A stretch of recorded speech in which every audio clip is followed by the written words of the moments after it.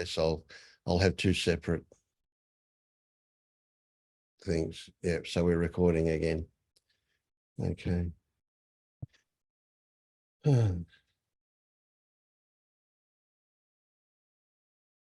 I have to say I'm slightly disappointed that there aren't more new guides interested in these groups, but I'm also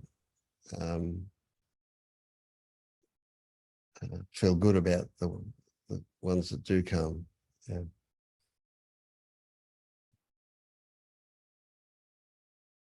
So I think there's value in it.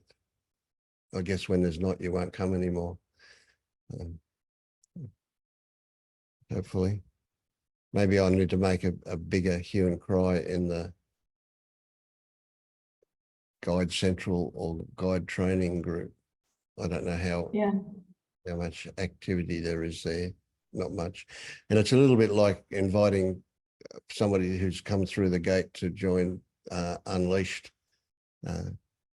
Often very little activity there. So people don't make, I mean, my experience, people have never made much use of it as a post-gate resource. So, yeah. Morning, Paul. Morning, all. Hello, Paul.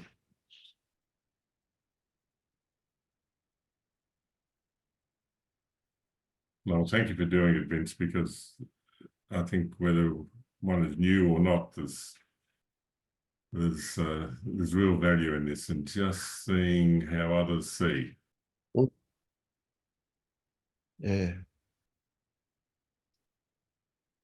Yeah, I get value out of it, just considering the guiding from that slightly objective perspective is good value. Yeah. Yeah, it is. So perhaps some of us can get the message out there on LU Central as well, just not leave it to you. Well, we'll see what happens, eh? Yeah. Yeah.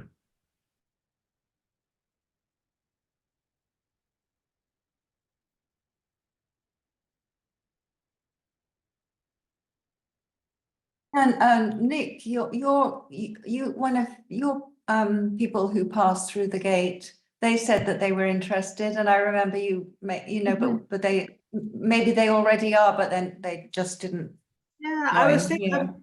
I was just thinking about that. I know the one person, he was looking for a mentor, but I didn't even think to ask if he's part of this, like the guide training, which he might not be. I might reach out and just see.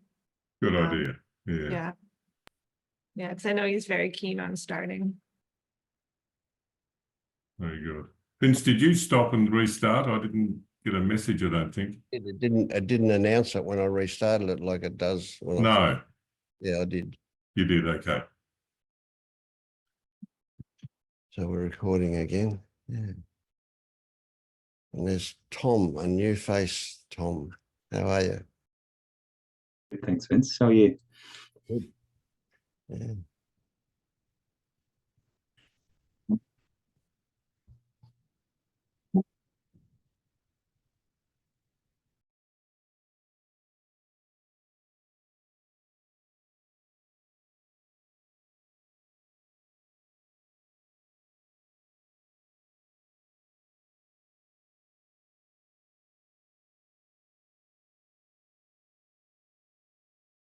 Good evening, all.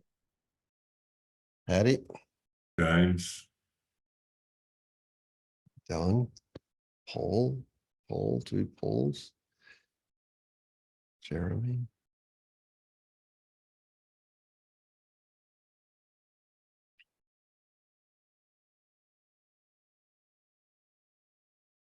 Bill.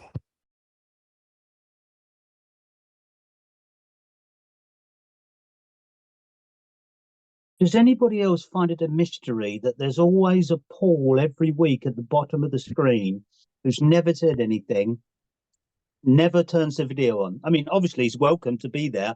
It's just one of life's mysteries. Yeah. You could probably address that directly to Paul. He's probably listening there. Yeah, he's listening. Oh, go on, Vince. Sorry. I hadn't thought about it actually. Different. Not you, Paul. There's another one. Not Paul Simpson. There's another Paul Oh, okay. Sorry. below you. Well, on my screen, it's below you. No, you actually say things sometimes, Paul. Yeah, I'm not the silent one. No, not silent. So, Silent Paul, welcome, and it'd be lovely to know you one day. I take it that, I'm not sure how accurate it is, but I take it when somebody doesn't show turn their video on, that they don't want to be addressed directly. So yeah. No, I understand, Vincent. You're dealing with it very well, much better than I. I have no idea about that, but yeah. I imagine I know who that Paul is, but I may be right, I may be wrong, and it doesn't matter. Yeah. Exactly.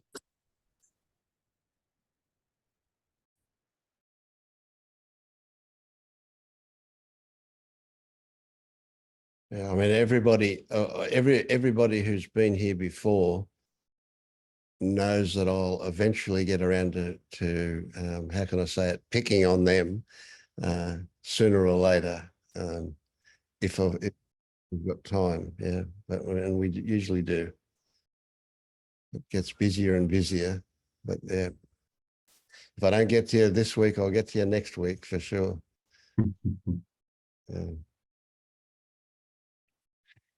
And I usually like to start with the new faces. So Tom, you're it. Tell us where you're up to on this journey. We're going now, we're straight in. Yeah. Good question, Vince. Good question. How do you know? Yeah. Well, that's a good answer. I like that. Yeah. Well, so I guess what to be more specific, I start off like that because it gives you the opportunity to throw whatever's most prominent for you in. But really what I want to know is, have you already recognized that there is a separate inherent self running the show? A recognition. Yes. There? Yeah. I have had the initial recognition. Yes. Yeah. Okay. I'm now in the muddy waters of having realized and then having loads of shit come up. Yes. Right. Kind of ruin everything and make me feel like I haven't realized. Yes. Yeah. The classic kind of. Yeah. Gotcha. Yeah. So that's all been going on. Yeah, so that you know, I often feel like I should apologize because I repeat myself, but for those who've heard all this stuff before, it's still good reinforcement maybe. But it's important for you to appreciate that what you realized is not undone. When further stuff comes up, it's further stuff, and the more you uncover, the more easy it is for deeper stuff to come up. So it's always forward. There's no going backwards. That's a perspective that I'd want everybody to get a hold of. Yeah. That's nice. It's nice to know. It's very comforting because sometimes it really does feel like you've taken a few steps back, you know. Yeah, that's right. Yeah, well, it's one way to describe it, and it's common in our culture to do it that way, you know.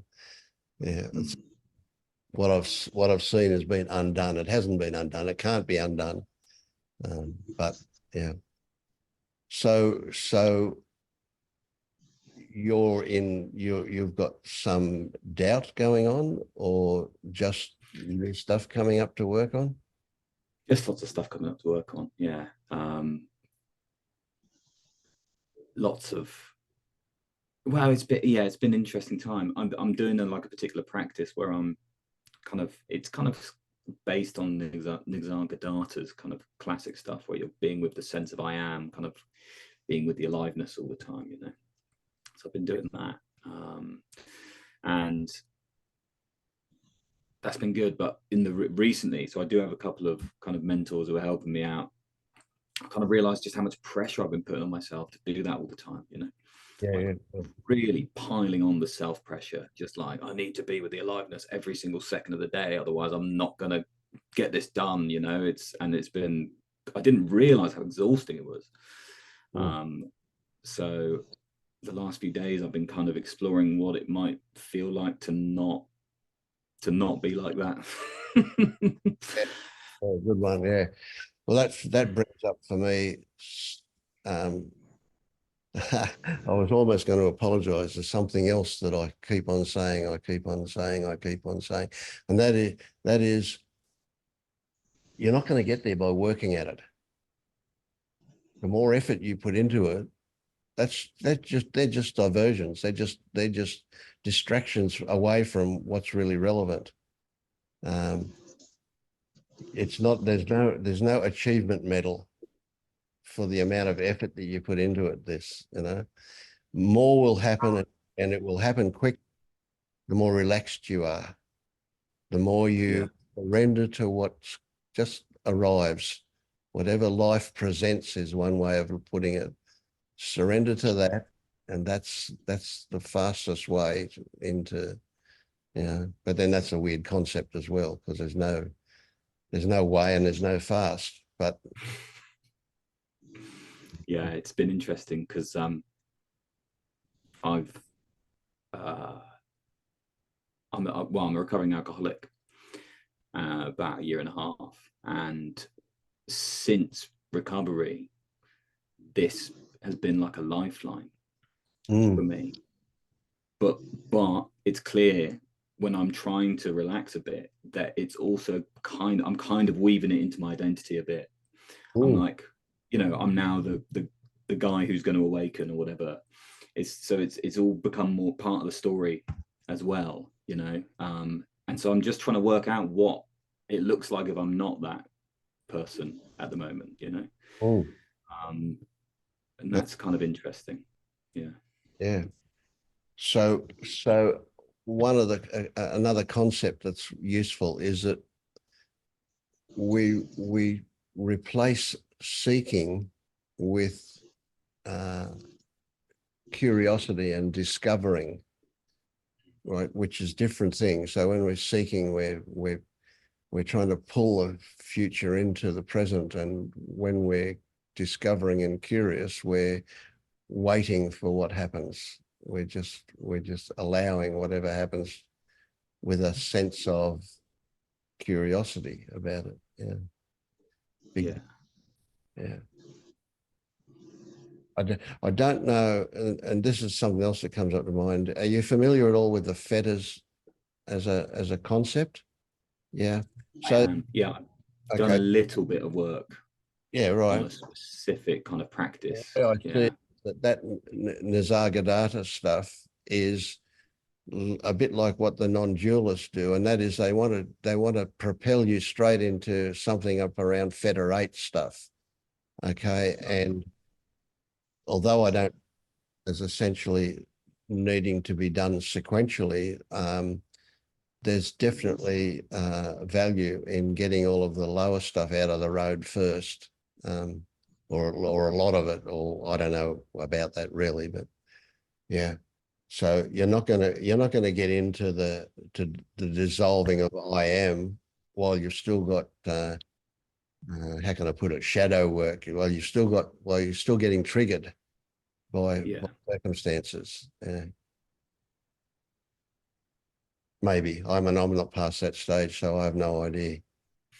And then I laugh at the idea of there being stages as well. Yeah. Good stuff. Okay, so hopefully what we go on about here is going to be relevant for you to clarity. But I also say to all of you, don't ask for permission to talk. Jump in if there's a moment. If you got something to say and there's a slight pause, jump in. That's what everybody will do, and that's good. The other thing that I need to say at the beginning of a group is that although we're recording and it's going to be published publicly on YouTube, And I do that because I get so much feedback from people who simply watch the videos and get value out of it, that I would be depriving them if I didn't put it publicly. But if you have something that you're inhibiting yourself from saying because of that, tell me, and I'll quite happily pause the video, pause the recording, so that it's not going out publicly if that's the case. But also recognize that if that's the case, then that the reason that you're inhibiting yourself is something that we can work on as well. So ideally, the more these concepts are great. The more awake you are, the less you'll be concerned about what others think of you. So yeah. Anyway, there you go.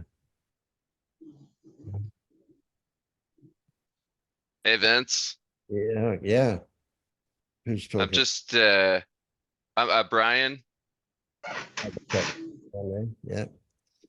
Oh wait, am I talking through someone else? I can't tell. No, you're right. You go on. Oh, okay. I'm just I'm trying to figure out like where I'm at and what I'm supposed to be doing. I'm Right. just experiencing some like health issues, and it seems to be kind of like energetic.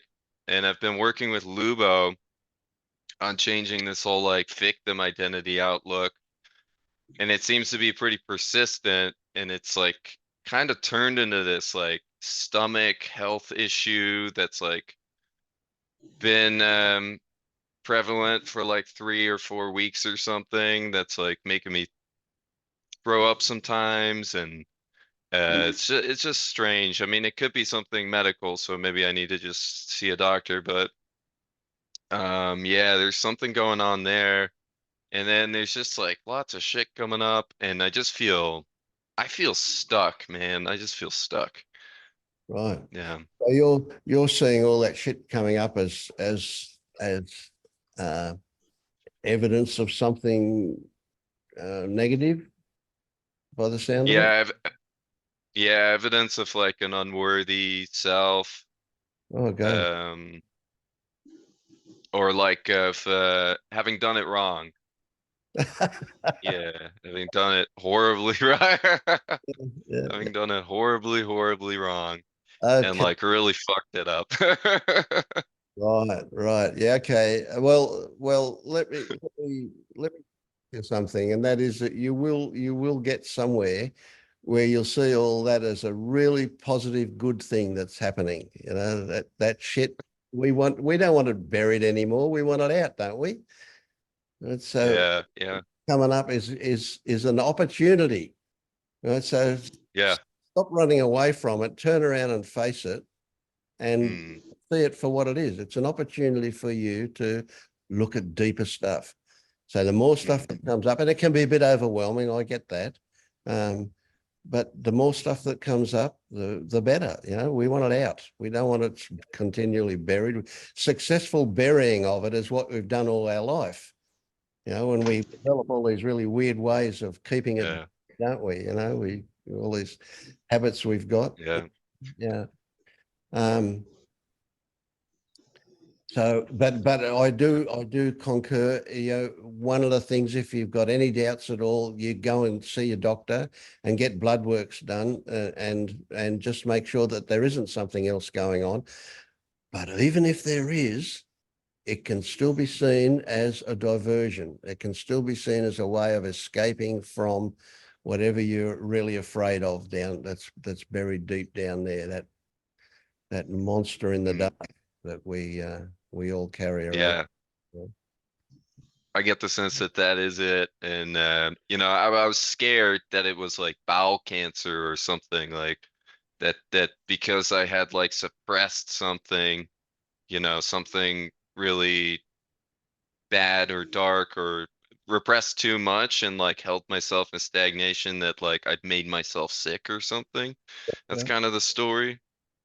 And, because like for years I haven't, like, you know, I'm 30 years old, and the latter part of my 20s I spent like doing basically nothing and just holding myself back from like doing the things you're supposed to do with your life and making money and figuring things out. And I just haven't done any of it and avoided all of it. And there's like huge guilt about it. And, yeah, so, well, it's better to expose and I can feel it, just, just coming up.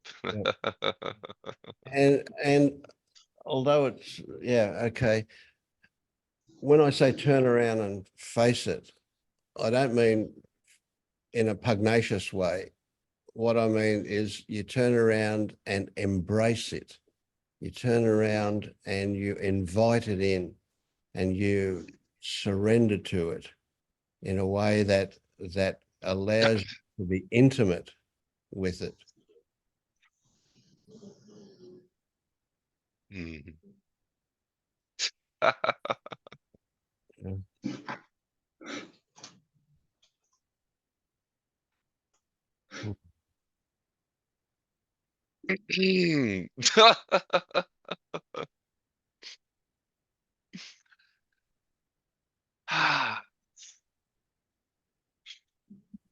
No, that was only a half a sigh. Let it ride out. Do another one and let it ride out all the way. Better.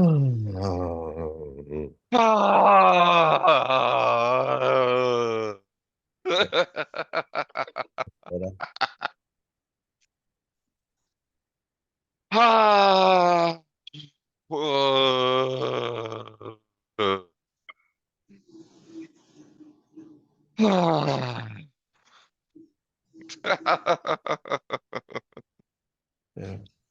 Yeah, I don't need. Do you recognize that your laughing is also a bit of an escape? The way you laugh? Yeah, Yeah. yeah, it is. And Yeah, it's true. don't inhibit it. This is the thing, recognize it for what it is, but Mm. welcome it again. Don't try and stop it saying it's inappropriate. It's great Yeah. that you've got something you can actually see. That's good stuff. Yeah. Yeah, it's like because the whatever is down there, like it feels like it's like I have to like laugh about it to try to get out of it. Yeah. I might start crying. I don't know. That's okay. I think And that's that's one of what the the laughter really is. why you laugh is to stop yourself from crying. Who knows? And it may be, and it's all just discovery stuff, isn't it? Just being open to seeing what is. That's a yeah. It's interesting. Mm. You can take it at the moment. You can say every single thought you have is bullshit. Every single thought you have is an escape from what's actually going on. I used to say there are useful thoughts, and recently I realized that there are no such thing as useful thoughts. They're all bullshit, every one of them. And that doesn't mean that we can't think or that we should stop thinking or try to stop thinking, because you can't actually stop thinking, right? It just means that what it is telling us something again. What we think tells us something. We don't know what, but we're just going to be open to see. And if it wants to show us what, then it will. But recognize that if we get into why or how, that's a big time escape. Yeah, something's trying to figure out what it is. Like it's a sensation. Yeah. And the thing, it's a circular thing too, because it will promise you satisfaction, but it will never deliver it. Yeah. Mm.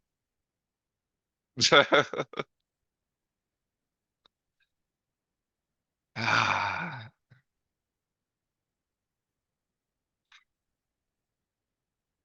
Mm.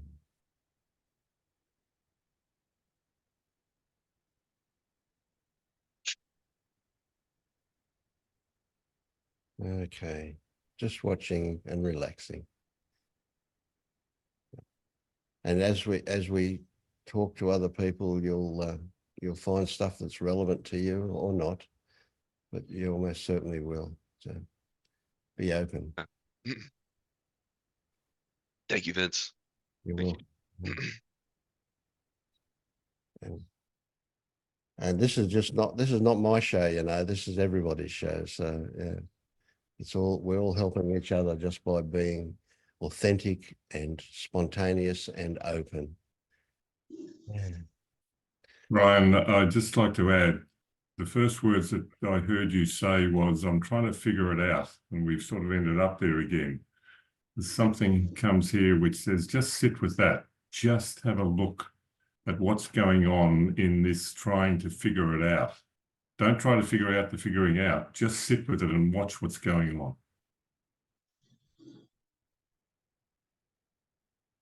Yeah. Yeah, that attitude of curiosity is so valuable. Where are you up to, Claire?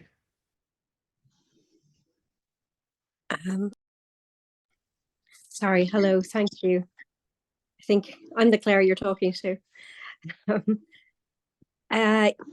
Yeah, so this is my first ever time being part of anything awakening, non-duality, other than I'm also in recovery. And I'm sorry I dialed in a little bit early. No worries. I wasn't sure I had the time right. So I was surprised to be part of a meeting. I'm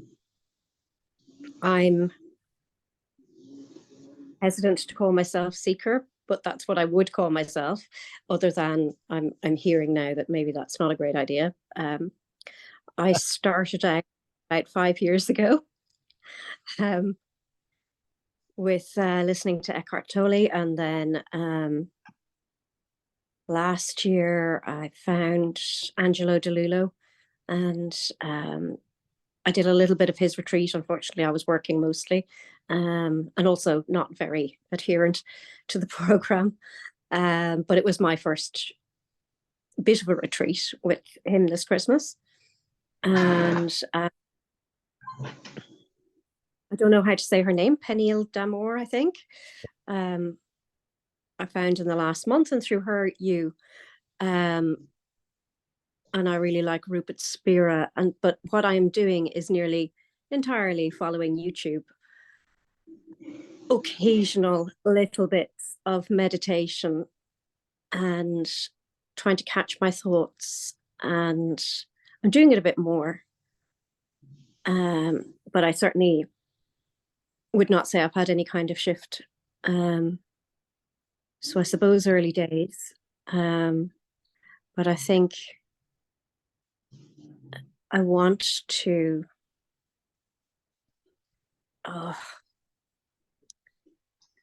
yeah, I'm getting nervous now. I want to connect with somebody else, for starters, that's looking at all of this.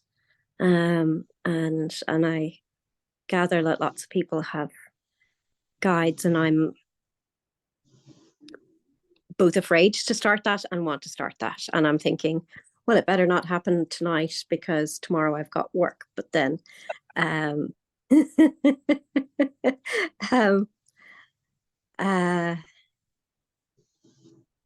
yeah, I'm feeling on a great discovery voyage at the moment. And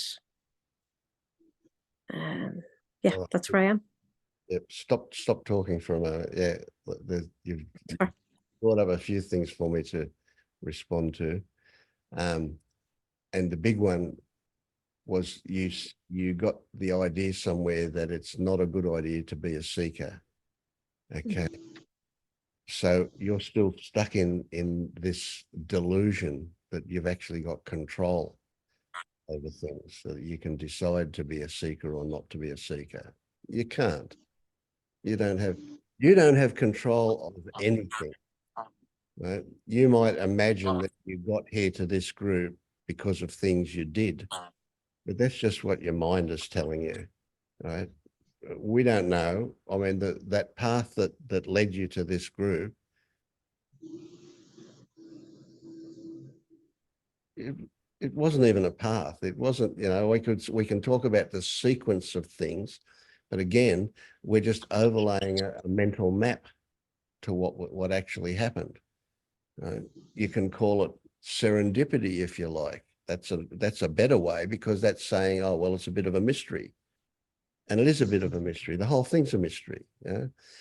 There is no right or wrong. You know, if you're a seeker, that's just a way of saying that you're looking for something. Right. And people that wake up drop seeking because instead of looking for something, instead of seeking it out or searching for something, what they generally do after they wake up is that they just watch whatever occurs. So there's no right and there's no wrong, there's no good and there's no bad. That's all mental bullshit, every bit of it. Right? So one of the good things that could happen for you is for you to recognize that when you said you were starting to feel nervous, that there was a story running in your mind. Even though it wasn't conscious, it wasn't defined, it wasn't a big out there thing, there was an idea that there might be some consequences to what you say, that somebody is going to say something or think something. Now that's even worse, because you don't even get to mute anything. It just happens in the background, that somebody might think something ill of you or think you're stupid or something like that. So that if you can recognize that those stories are there, is that going to immediately stop you from being nervous? Probably not. But I tell you what, it's a good step towards that, right?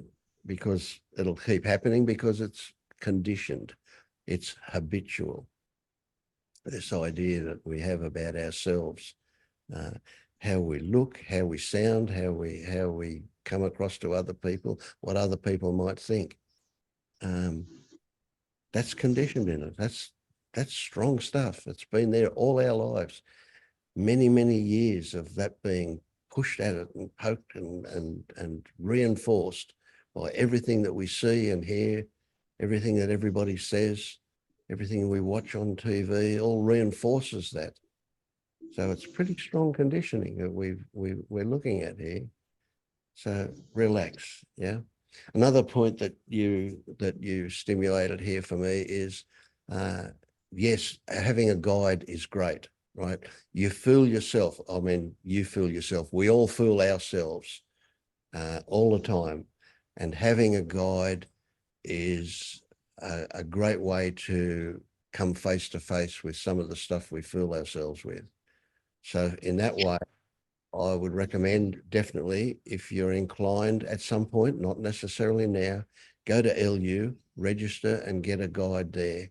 That's a good way to start some of this earlier stuff, to get to debunk a whole lot of the stuff that you're now taking as actual. So one of the things that we're doing is we're looking to recognize where we identify with something we take to be actual, but actually isn't actual. So any identification is going to be identifying with a concept. But until we recognize that, we think we're identifying with something real, and it isn't. So you think you're a person, you're not. You're just a meat suit with a bunch of ideas floating around. There's no person in there, nothing running the show, but you've got to discover that. No point in me telling you, that's not going to change it. Yeah. So you're at the right place. This is great. This is a great place. I call this hive wisdom. All these people here, all with either having been through something similar to what you're going through or going through it now. And let me tell you, there's no certificate at the end of this. You don't as a graduate, there is no graduation. I'm still working through the same shit that you're working through, and it'll go on forever and ever. Probably. I don't know if that's the case, but who knows? So yeah, just you're welcome. You know, people here, you'll hear things tonight that will shake your foundation, and you just jump in at any time with questions or responses. I implore everybody here to talk from their own experience. Talk about what you're experiencing. Don't get into theoretical shit. Just keep it real. Yeah. So yeah, Claire. Thank you. Great. Yeah. Lovely. Thank you very much, Vince. Yeah.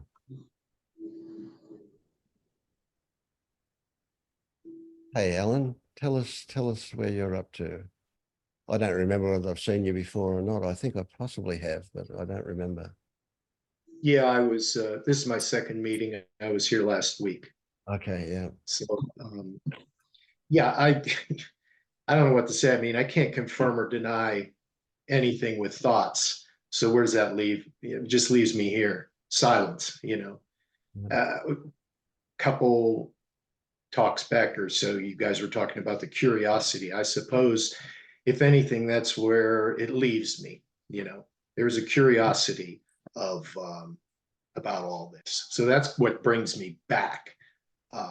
I'm not, yeah, again, I you know, I can say like, I've got like James, I've been listening to a couple broadcasts back, and you know, I'm like him. I think in that I get it all intellectually, conceptually, but that doesn't do me any good. It's all thought, and so I'm currently taking a lot of freedom in the fact that I can't know. There's nothing for me to do. But that's paradoxical, because it's like, well, then what the hell am I doing? You know, I just kind of being here, showing up, going about my life. I still do daily, like as a Zen, just sitting. But whatever comes up, comes up. And when the time's up, you know, I set a timer, and when the timer goes off, I just get up and go about my day. Yep. It's kind of where I am, you know. I am also doing the fetters on my own so far. I've gone through fetter 1, 2, and 3 on the videos that Pernilla has. And again, conceptually, yeah, that's a lot of that stuff was very interesting. And yeah, okay, I'm learning stuff. I guess I don't really want to learn what I have to unlearn. You know, if that makes sense. Yep. So, yeah, I mean, that's kind of where I am, you know. I mean, it's kind of stupidly happy or content. Right. Yeah, sounds good.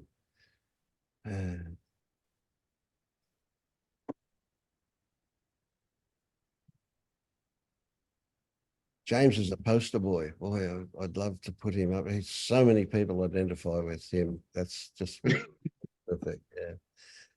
And it's such a big thing, you know. It's, oh boy, I wish I had a magic pill to fix that one. Yeah.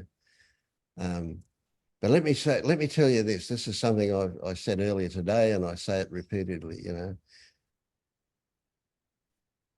The idea, get this, every single word I say, even though I'm using metaphor a lot of the time, but a lot of the time I'm literal as well. The idea that you can have it only intellectually is an intellectual idea. But that's the only intellectual thing about it. There is no such thing as only intellectual. If it happens in the mind, you're going to respond to it.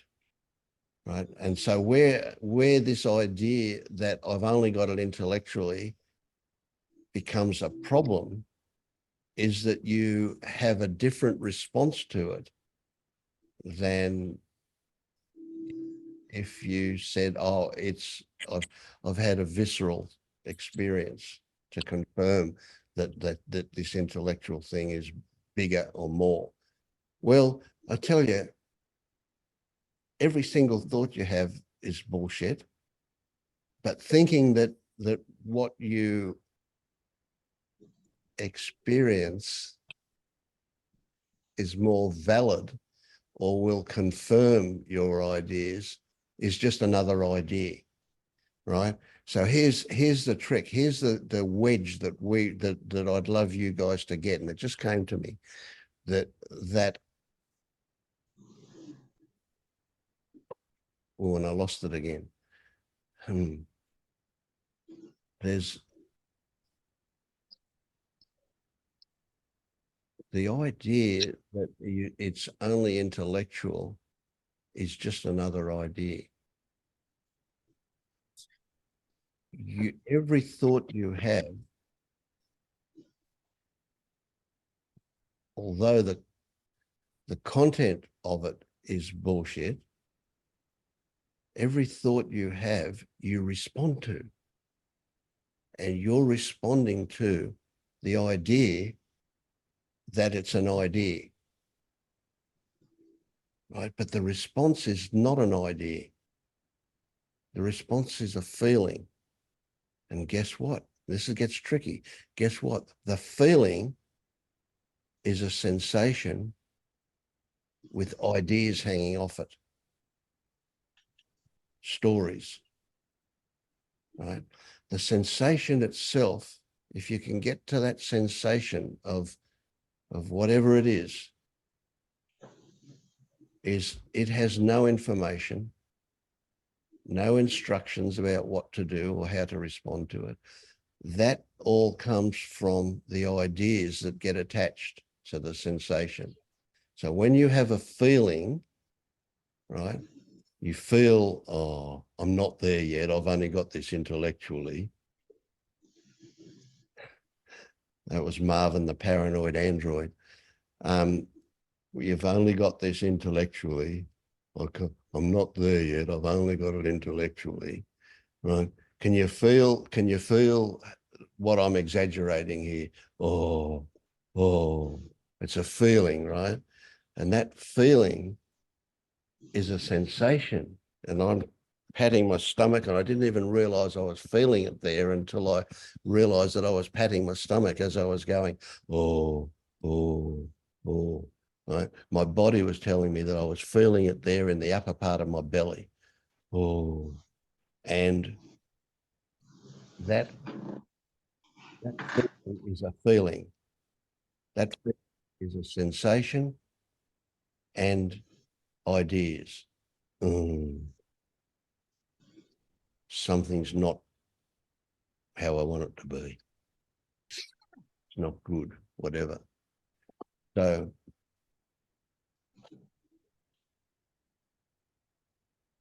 recognizing that we respond to story, but recognizing that stories, ideas, can be very subtle. They can be not explicit, and they can be not in words. They can be visual, auditory, kinesthetic, a mixture of all of those things, most likely a mixture, right? So those feelings we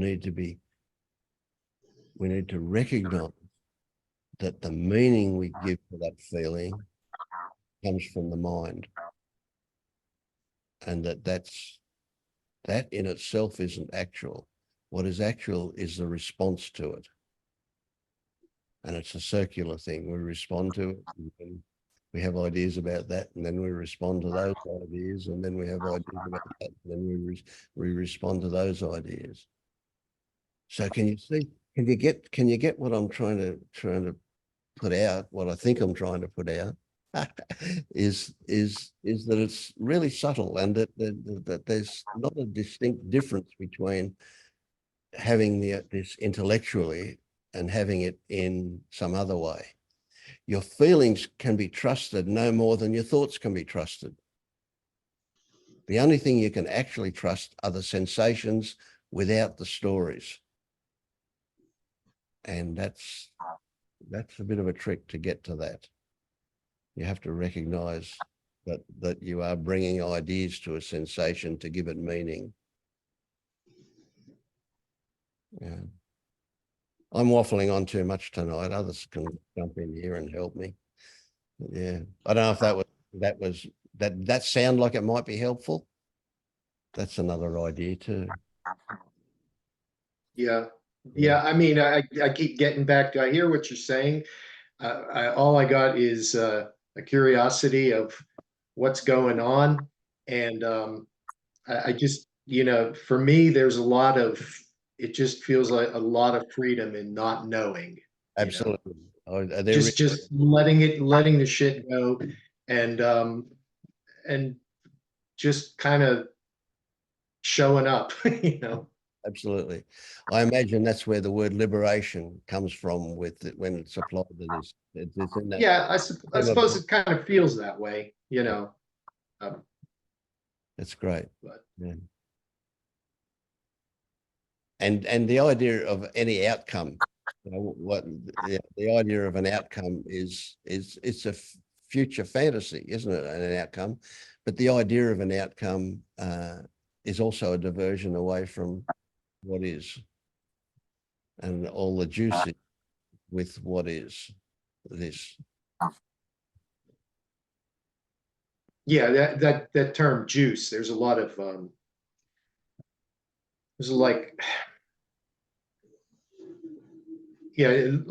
stuff's losing its juice, certainly the seeking's losing the juice. Ooh. Again, that's just a thought again, so I'd say in the absence of thoughts, I can't say anything with any, I can't say anything. I just am here. Yep. I don't know, and I can't put it into words, but it's what it is. Yeah, that's another interesting one that comes up for me here, and that it seems to me that I don't think about what I'm going to say. I just open my mouth and they come out. Nothing is considered before it's said. Does that mean I don't think before I speak? Well, at a social level, I've always been accused of putting it. So, yeah, before I speak, I don't know. Yeah, but anyway, that's a bit of a diversion too. Yeah, yeah. It sounds to me like Thank you. Good place. Yeah. Thank you. Yeah. Yeah. Judy's pointing out that if you're not muted, then the background sounds can come through. And although in memory, I did hear those background sounds, they weren't worrying me. They're still there, but they were just in the background. But anyway, yeah. Okay.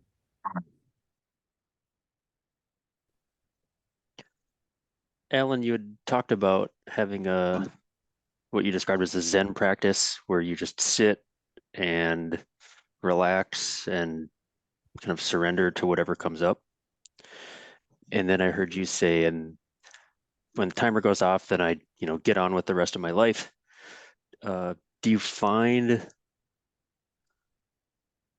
that relaxation and surrender carries over into the rest of your life as you described it? Or is there a clear distinction between when you're sitting and everything else?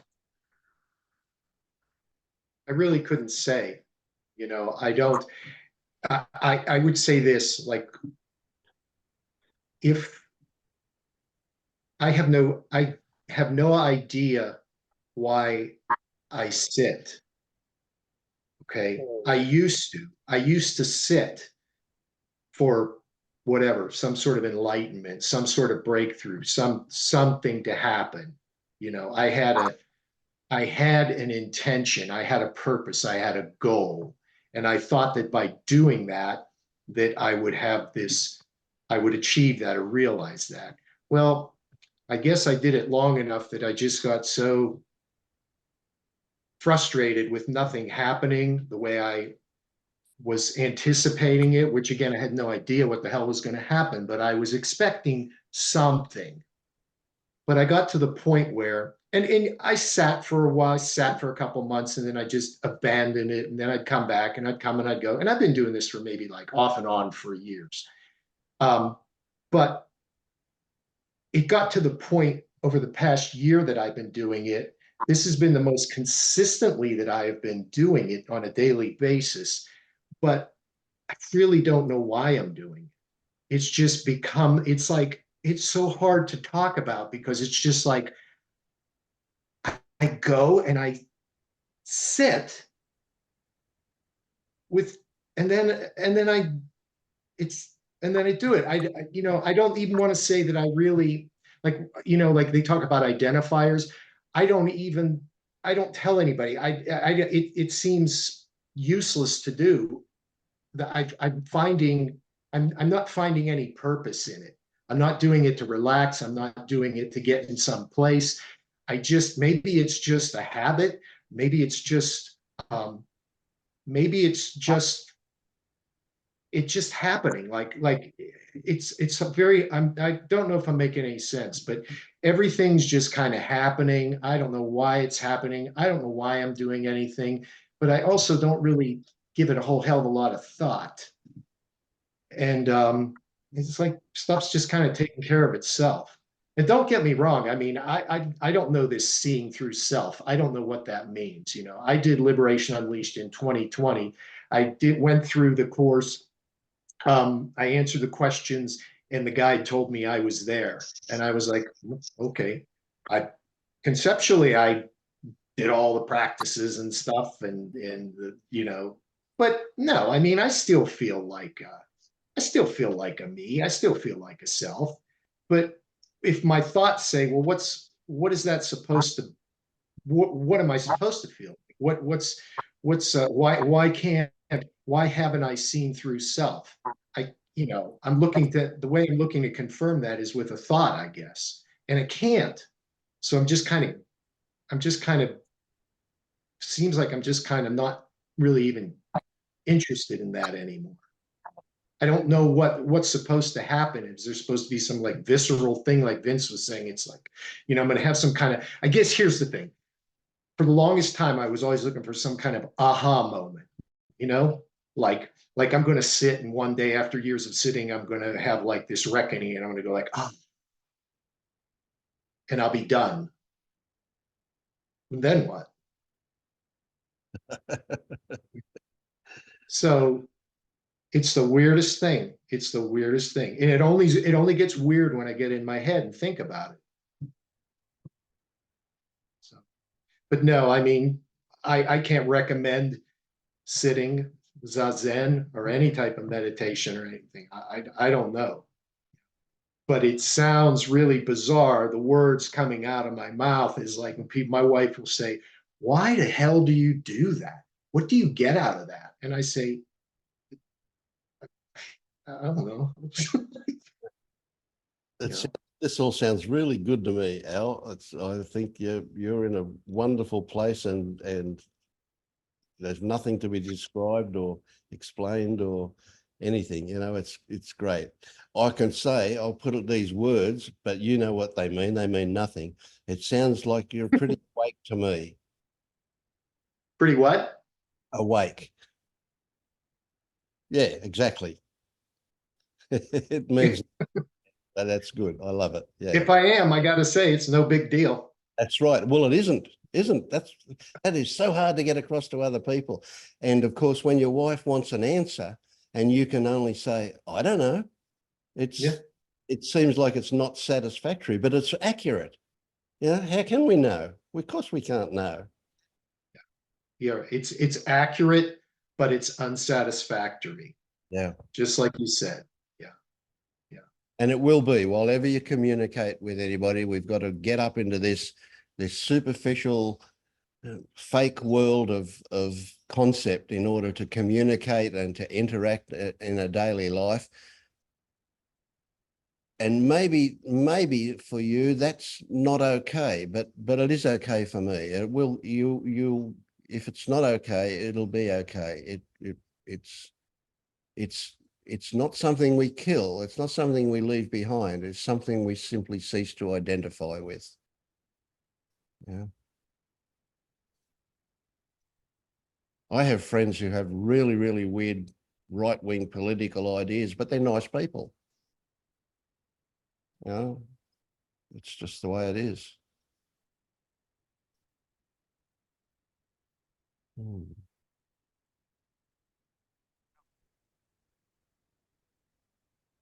I think you should start guiding, Al. I think you should go back to LU and tell them you want to guide and start guiding people. That brings up stuff.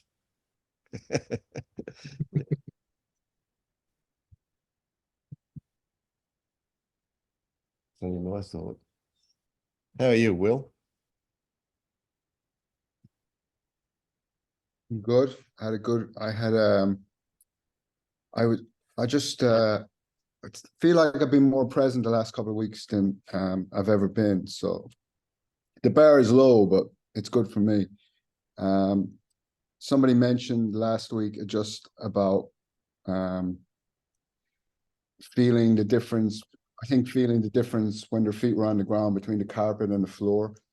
And just somebody mentioning that must have triggered something, because all week, like, I have rugs and I walk around bare feet, and I've never like felt the difference between the rug and the floor. And this week I've been feeling it like all the time, or a lot of the time. So, you can thank Lee for that one. Yeah, I mean, it seems something so surface level and stuff, but it's a big deal because then I'm here, you know, then I'm here. Usually I'm not here. That's great. Yeah, so that was good. I've been looking at some feather stuff, and I listened to Kevin. I can't pronounce his last name, but people kept talking about him, so I listened to him. And Angelo, I think, interviewed him, and I was interested in the feathers. Like, I don't know, like, I did hear Penella saying something like you can work on the whole 10 at the same time. I mean, because I feel like I'm kind of on one, but I also, like, sometimes I feel like a real sense of connection and aliveness. And anyway, I started listening to him on the 6 feather, and I was trying to like work with objects. So the looking out and trying to stay out. I don't know if I was doing anything right or wrong or whatever, but just looking out and staying out, and something shifts, like something just goes out, and it's very hard to describe, but it feels like a shift in my, like I can actually feel a shift up here somewhere. It feels like that. So I've been practicing with that a lot.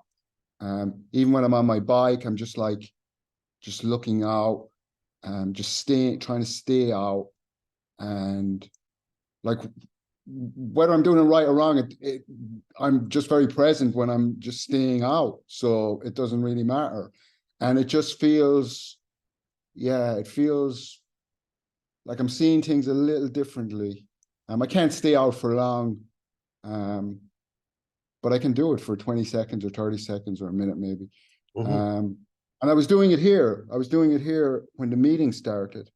I was doing it here with the screen, and I just had a real strong sense of like from my neck down, like a real, like right down here, just a real density, a real strong sense in my torso and in my belly and in my neck, just really strong. It was fine, but that's what came up when I was just out. Out, and then this was here at the same time. So there was that, and he was also like, I don't know if he was also saying, you know, you go out and you stay out, but then he said like about the no separation. I think he said something like, don't try and, well, what he was saying was to look back, to bring it back. Not why are you not, why is this separate from you? Why is the candle over there separate from me? But like, what in me is separate from the candle? Or from what in me is separate from what's outside of me? So I don't know, like I just come back to the body sensations, and it's usually like density here. Yeah. And just trying to stay with that. So that's really, it's like I can do that all the time, you know, or a lot of the time. So I just want to be doing stuff like during the day.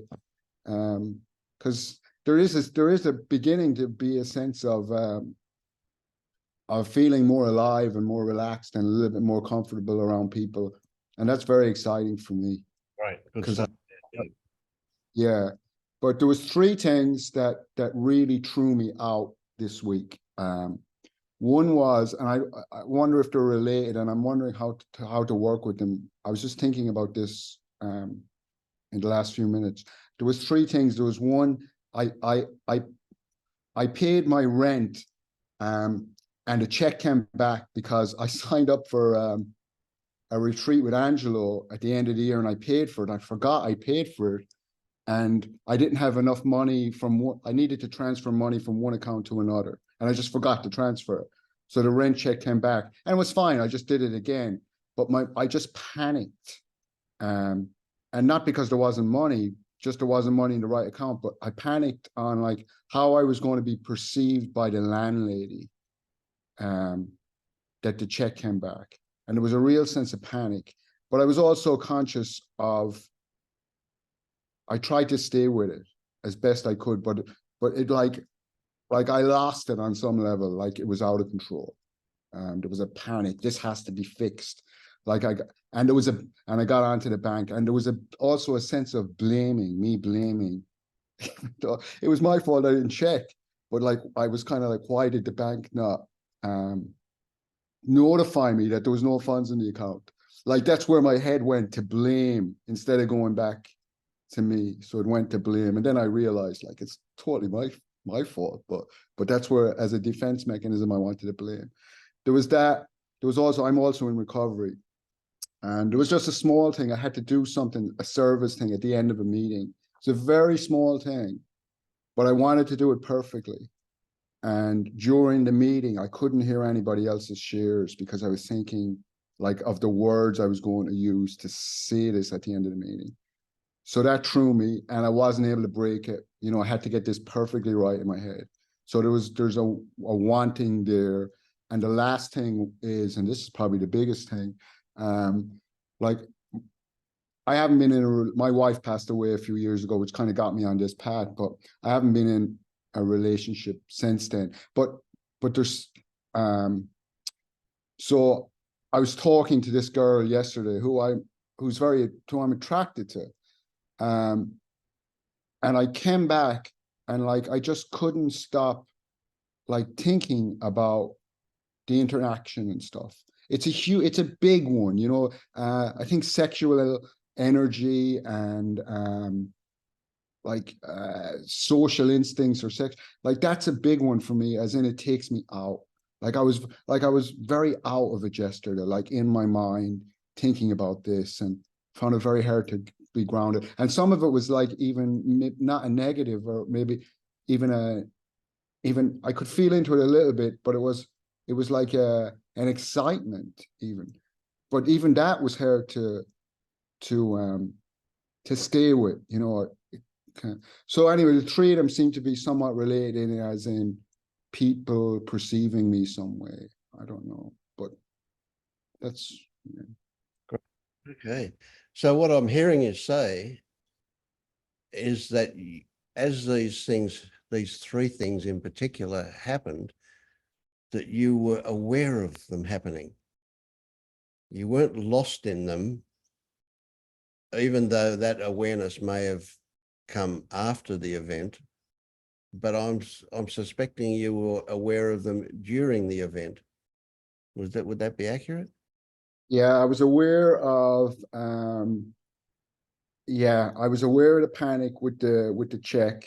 during it, but only for very Yeah. sliver, but sliver. For a second, slivers. And with the AA meeting, I was very much aware of it, but like my head was, but and the difference, and yesterday with connecting with that girl, I was able to, and this is a difference because I'm very like have a lot of social anxiety and stuff, like I mentioned, but or have a perception that I have, but I was actually able to look. I was pretty present when I was talking to her, and I was able to look into her eyes. Yep. Yeah, great. So that's very new for me to actually be able to look into somebody's eyes. Yeah. Yeah. It all sounds perfect. Absolutely perfect. Yeah. So these things these variations of them, they'll keep coming up for as long as they're there to come up. But yeah, you're in a great place when you're aware of them. Now, the next thing to be aware of is, do you have judgments about them? Are there opinions there about what it is that's going on? So being aware of it is the first and really a huge step, especially if you can be aware of it while it's happening. But the next thing is, how do you feel about what's going on? So if you're saying, oh, it shouldn't be going on, that's one thing. Or if I do something, I can stop it from happening. You know, they're all that part of what possibly are the feelings that might be attached to that. So were you aware of how you felt about them as they were happening? Yeah, there was definitely with the first one was panic. So I thought I actually did okay with that one. The second one was like, it shouldn't be happening. This is a simple thing I need to do. I shouldn't be like all spiraling on this. Why is this a big deal? So do you recognize that story, that it shouldn't be happening, is an attempt to get away from what's happening? It's a diversion, a distraction. I do in hindsight, but I didn't at the time. Yeah, that's fine. Okay, so in hindsight, that will get closer and closer, as just from experience, you'll get to see it as it's happening again. So what we've got a how can I put it? A meta situation. So you're aware of your awareness.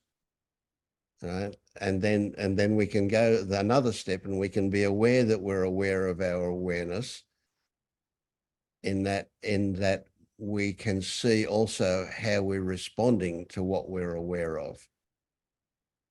And so these stories get more and more subtle, and so the more you can follow that chain of response story, the better, the closer you are to allowing, not making, but allowing it to change, to dissolve. Yeah, that sounds like you're in a pretty good place to me. And these things coming up are not evidence of anything. They don't mean anything. That's a big one. You know, we habitually apply meaning to everything that happens, and there's no meaning except what we bring to it. So it doesn't mean you are or you're not anything. That's just a story again. Yeah. So yeah, I'm liking what I'm hearing. It sounds like things are moving for you, and that's great. Yeah. Yeah, it feels like things are moving in the last 2 weeks. Though just in the last 2 weeks there seems to be something moving. Yeah. And I want to highlight something here, and that is that, you know, no matter any of you, no matter what you say, that it will somebody is very likely to bounce off that in a brilliant way. And there, Lisa was explaining her experience about walking across the floor and her aliveness with that, the presence of that. And look at the effect that had on you. That's fucking brilliant. I love it. Yeah, really good. So yeah, and none of you don't be inhibited in what you say. It's if it comes from experience, it's relevant. Yeah, I love it.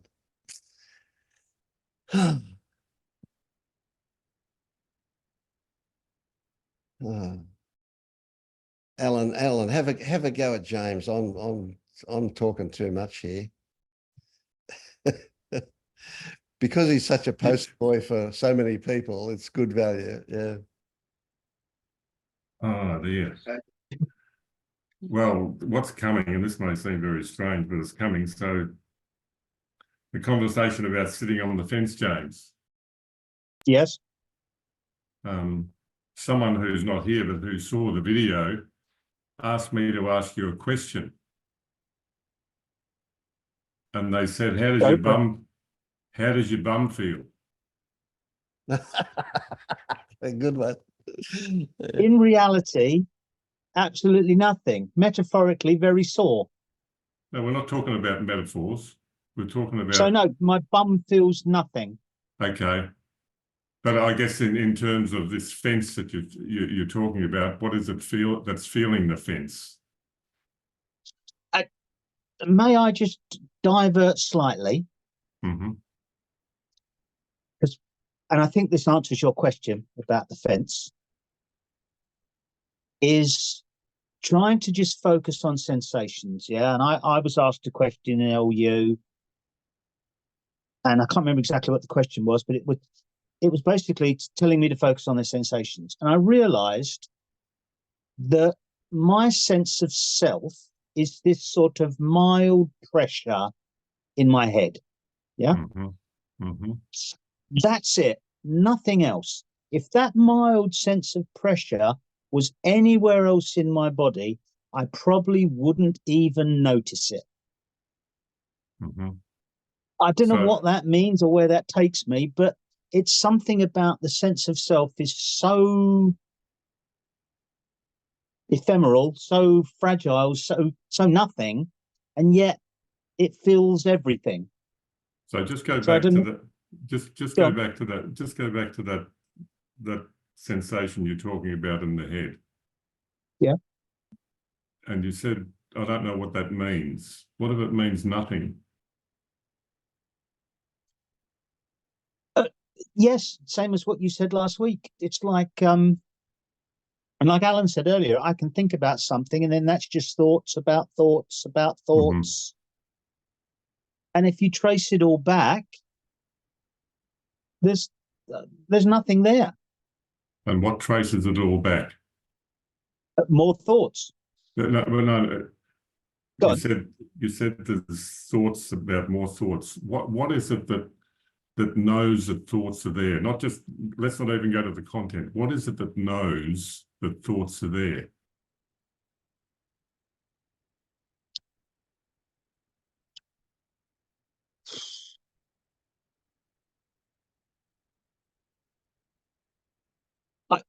I have no idea. Wonderful. Is there any, can you find a me in that? An entity, something that you can point to? Or is it just a mystery? No, it's a complete mystery. Like, for instance, when I said, it's just thoughts about thoughts. If I take... hang on. Sorry. Just say that you said it's a complete mystery. It's a complete mystery. Yes. So this whole question about when we use the term waking up, it's to see the fact that there isn't any entity called a me in any shape, size, or to see that, and that what we are is a mystery, is absolutely core to this recognition, this realization. Great. How does that feel?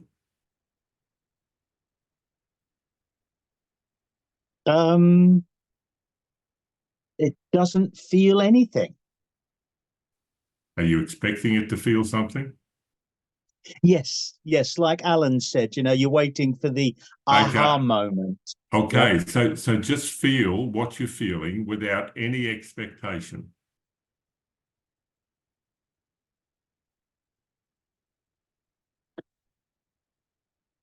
Yeah, okay. I'll tell you a story. Not a No, thoughtful story. let's just sit, let's sit, we go back to thought so quickly. You see what happened there? Just sit with Yep. this interminable silence. Can you just stay with that interminable silence? What happens if we just sit in silence for the next 2 hours and say nothing? Then nothing will happen. Really? Yeah. Nothing will happen. Well, I'll be an hour older or 2 hours older, and my bum will probably be numb in the chair. Okay, so that something's happening. Your bum's Yeah, numb yeah, in the okay. chair. You had, but when we say nothing's happening, what do we mean by Yes. that? What do we mean by that? Ah, yes, okay.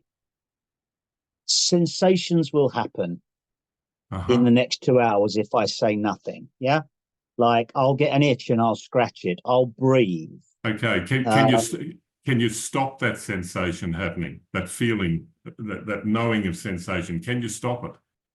No, Can you start it?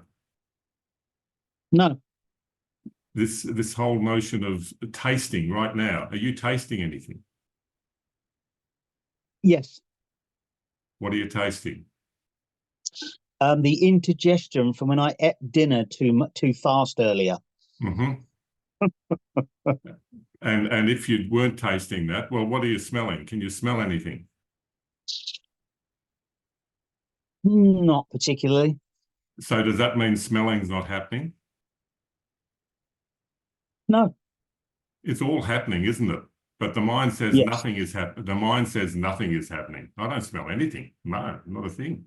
The smelling Yes. is absolutely acutely perfect at that point.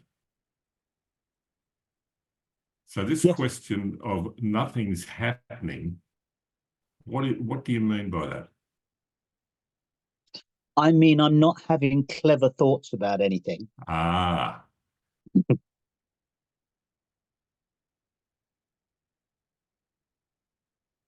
Could it be as simple as that? It could be.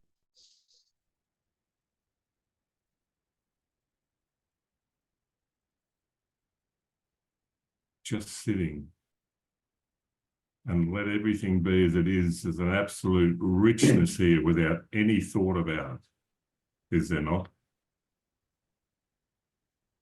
Yes, there is. You're awake to what's happening right now. Yep. And as you give yourself to that, there's an indescribable richness that will start to make itself known that has been covered up by the thought, nothing's happening.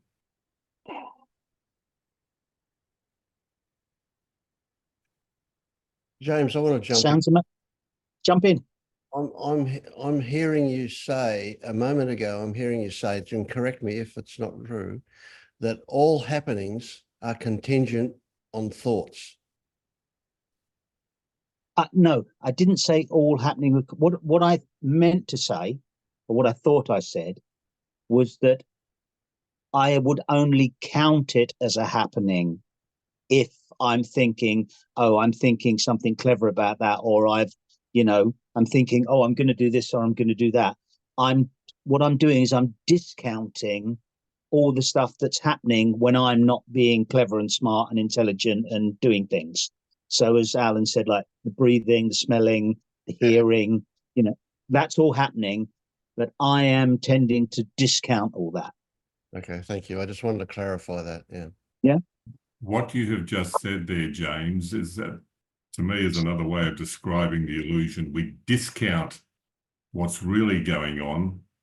And that's when we really see the truth of that, everything changes. Nothing changes, but everything changes. Yes.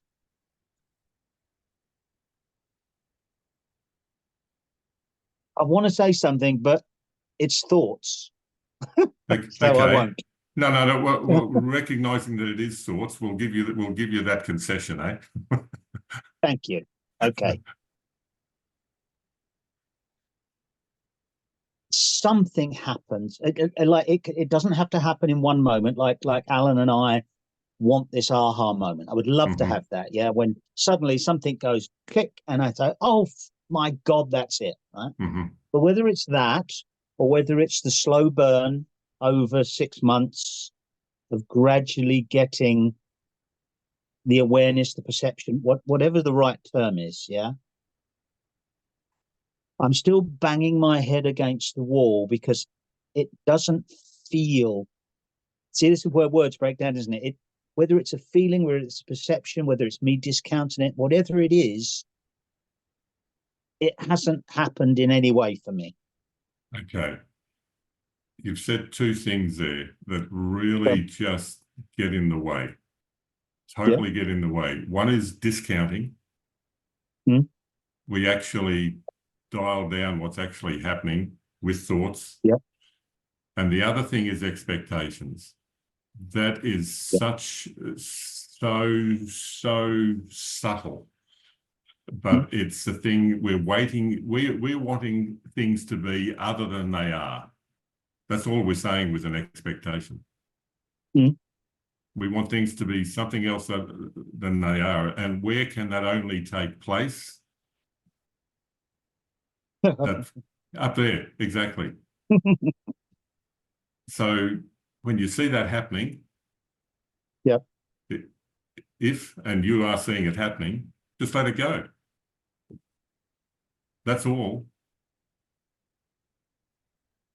And as Alan said earlier, could it be this ordinary? And then going back to what Paul Simpson has often reminded us of, this knowing. What is this knowing? Such a mystery. Let yourself drop into that.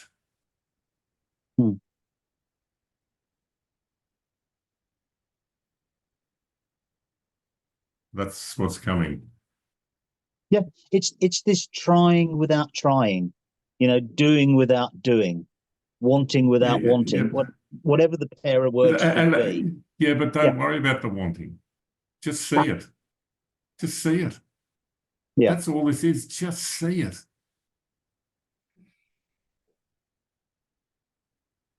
That's in that seeing, all the work is done.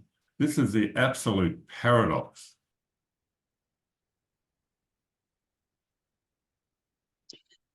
People like yourself, Vince, Paul, people who seem to, whether you had a moment that it happened, whether it took you years to get there, and you know, Vince had the flea bite and realized whatever it was,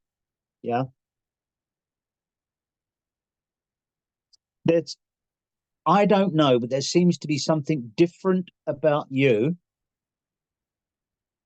than there is about me. That's another thought, I know. But well, can I just say this? I could point to a moment I said that was the awakening, but I rarely talk about it because that's bullshit. When I look back, there were other glimpses where I actually saw, but I discounted it straight away. And I was lying to myself. That was all I was doing. And I thought I wasn't awake. Well, yes, I saw things, but it couldn't be this ordinary, surely. So Vince has said to you, you're already awake, but that's not believed. But the answer is, for me anyway, and someone else please jump in here if this is not clear, but just looking and seeing what's going on is all that needs to be done with radical honesty.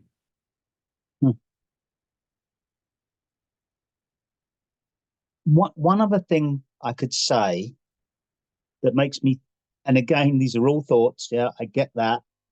But one thing that makes me think I'm not there is, you know, at the end of the process, there's a list of questions given to say, okay, if you've got through this gate, or you haven't passed through a gate that isn't there, and then your guide will give you a list of questions, Yeah. I still can't answer question one on that. Question one is, have you seen through the self? Do you think there's never been a self? Or however that question's worded. I still have a self. I haven't seen through it. Okay, well, let's go back to what yeah. we were talking about a few minutes ago. Yeah. What is it that knows that all this is happening? I have no answer for that. Does that answer question one?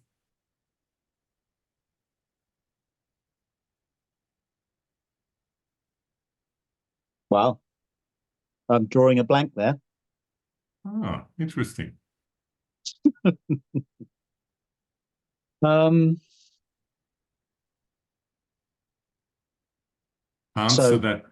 that question, not from your mind, but from that place.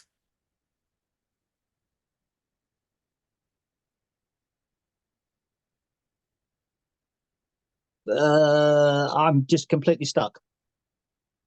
Beautiful.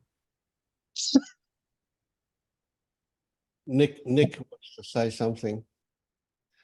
What are your thoughts for James, Nick? What came to mind as he was talking and as you were watching that? You're muted there, Nick. Oh, just that he's got it. He's got it, but assumptions of how it should be is just holding him back. He's got it. He's 100% got it. Yeah. Yeah. And it's so that's why I've said before, like, it's so simple, but we make it so complicated. So when you say you don't know, when we refer to question one, that your answer is I don't know, are you not seeing that as an answer? Oh, no. My answer to question one wasn't I don't know. Alan, I can't remember how you worded it, but it was a different question. If you're asking me... I'm going to interrupt you there. Yeah. Go to that place that knows all this is happening. Okay, whatever that is. This mystery. I'm saying answer question one from that place. Yeah, from that place, I have no answer for question one. And isn't that an answer? Oh.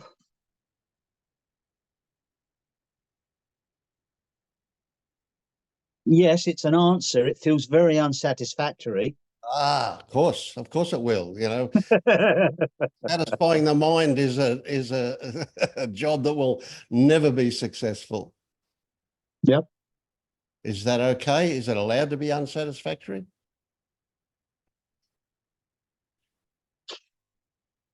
Oh, is it allowed to be unsatisfactory? It should be, but no, it's not. I'm still in a place where it's no, I want to know. You know, I want to get us to, yeah.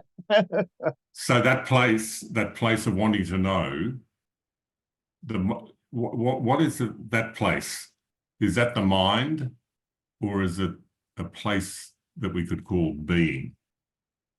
The only thing I can say in answer to that, which came up immediately, was that place of knowing and wanting feels like it's here, you know, like a bit like butterflies, whatever. There's a little bit of tension with it, as well. When you asked me to go to that place, that whatever it is, outside of the brain, so to speak, of knowing, I felt nothing. Right. I mean, I don't mean I didn't feel, you know, there was no additions to just feeling my feet and things. There was no extra thoughts added. It was just, so one place was calm and the other place was tight. Right. And one felt up here and one felt down here. But okay. You know, So that calmness. Yeah. What was that?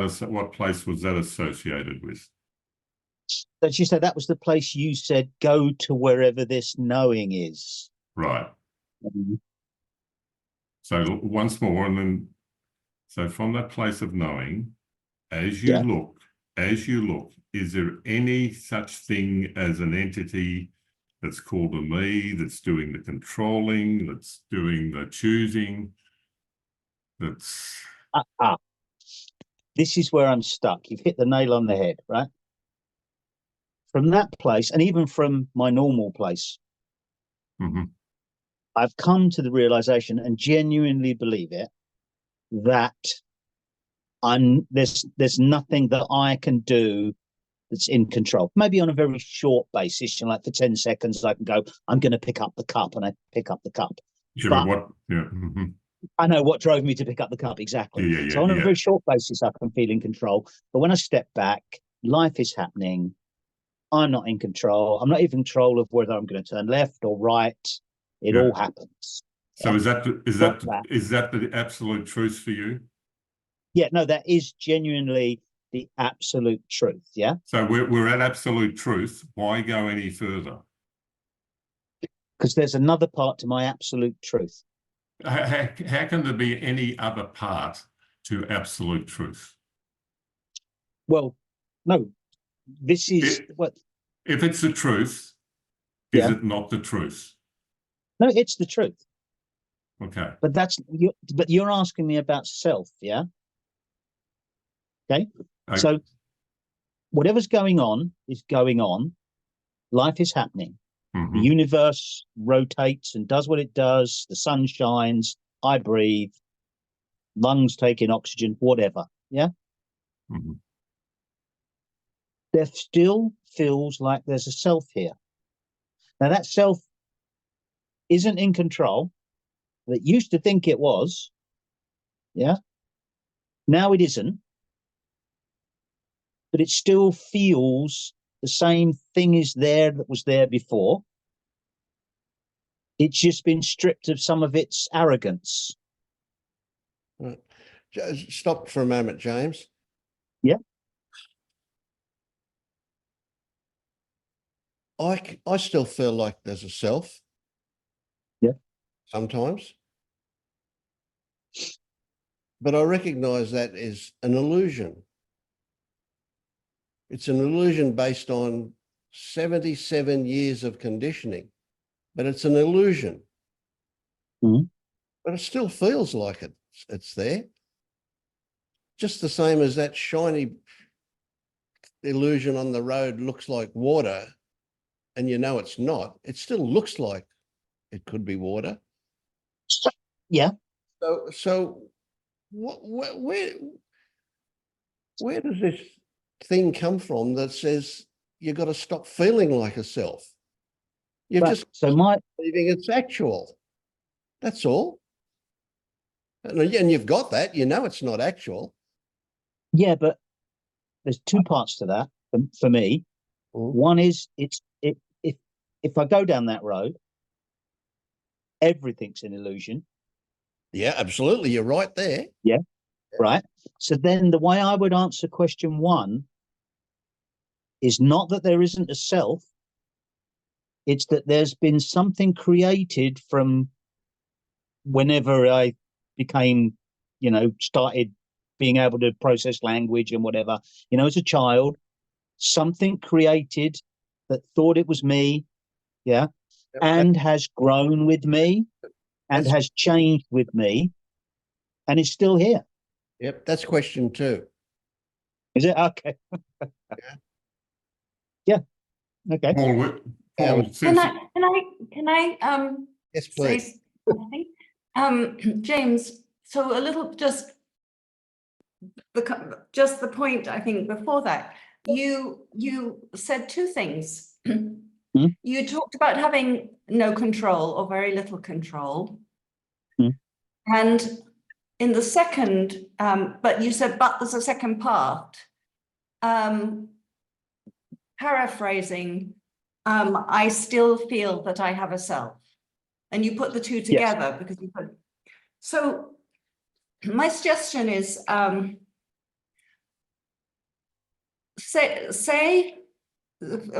that place where you were, where you announced that it was truth to Alan, he was questioning you, that you know that you have no control. Yeah. Can you describe how it feels when you're connected with that truth that you know you have no or very little control? How does that actually feel? Does it feel, yeah?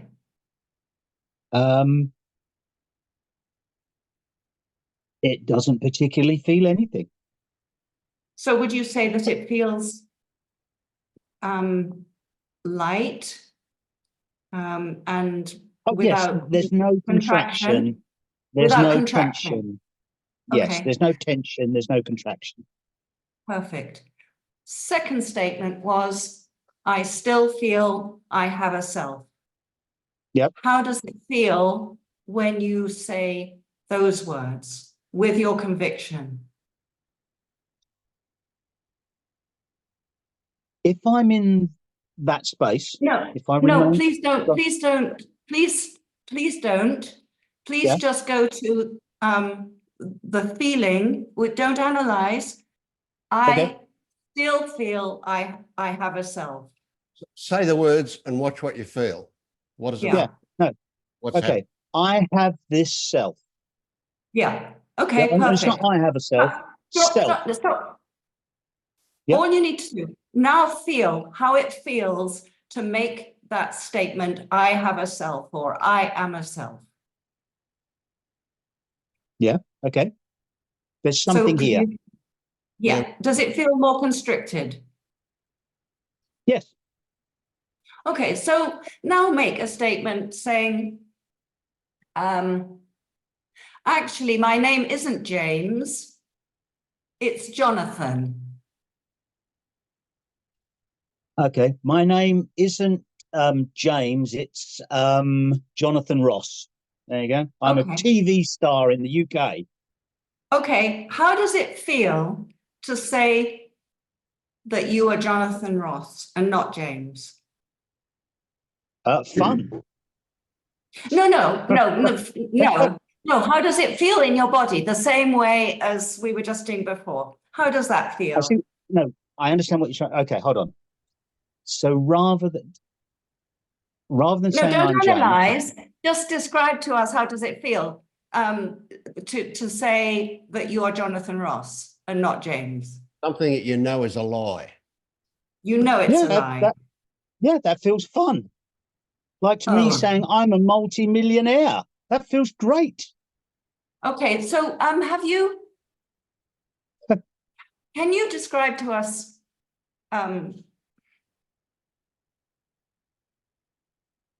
maybe you want me to lie about something that doesn't feel fun, okay?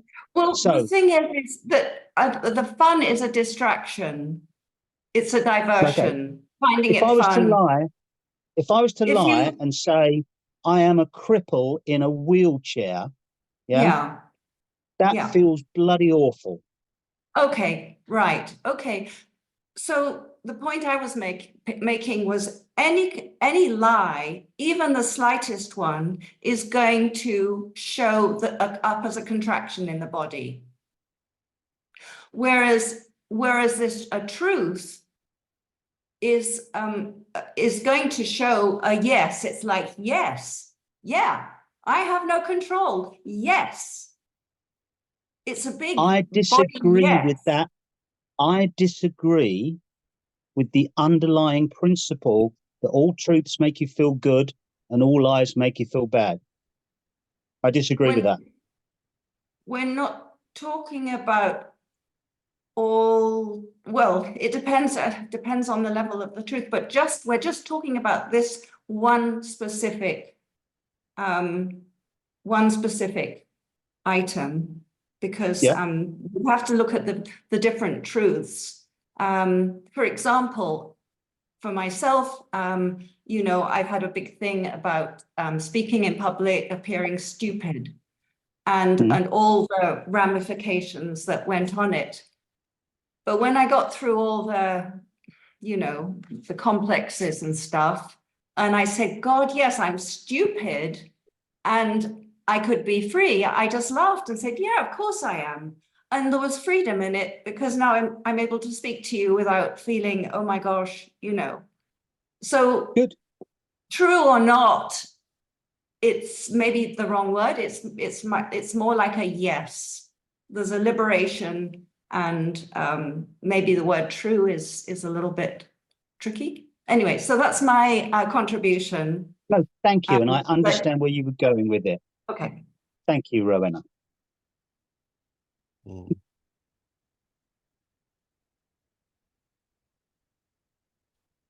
Bill, how are you going?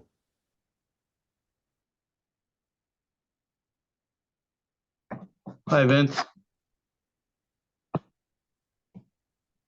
Okay, I've been having some really good days. I feel like I'm making some progress because I've been contented. I don't know if it has to do with working through the fetters. I've been working with Pernella's first 5 fetters. And so I have some good days, and I know I've had them before, and nothing's permanent. So some days I'll wake up and I'll be depressed, and then the next day I'm having good days, but I'm having more good days than bad now, and I'm hoping that shows that I'm making some progress. So would you look forward to a bad day turning up? Look forward to it? Mm. No. They come, they go. Just take it as it comes. Sure. No So aversions. there's no curiosity about a bad day when it turns up? I mean, it's an opportunity. Yeah. I could look into why it's happening. Sure. Get you there though. The whys and the hows are just diversions into what is actually going on. That's kind of a version of why. But if you just look at what is happening, what you're responding to, that would be a good place to be. Yeah. But it sounds like something's happening, doesn't it? Yeah. It does, and progress. That's a kind of another conceptual thing, but yeah, sure, that's a good way to put it at this stage. Yeah. And when I go for walks now, I kind of lose myself in the surroundings. Try to limit the borders. Yeah. That type of thing. So I'm so glad I found this program, and and especially the awakening curriculum that seems to be helping a lot. Oh yeah, Penella's brilliant, isn't she? I love what she does. Good stuff. I can't wait till she gets the 6th on there so I can look at something new. But it helps going back over them and over them. Like she says, you always see something different.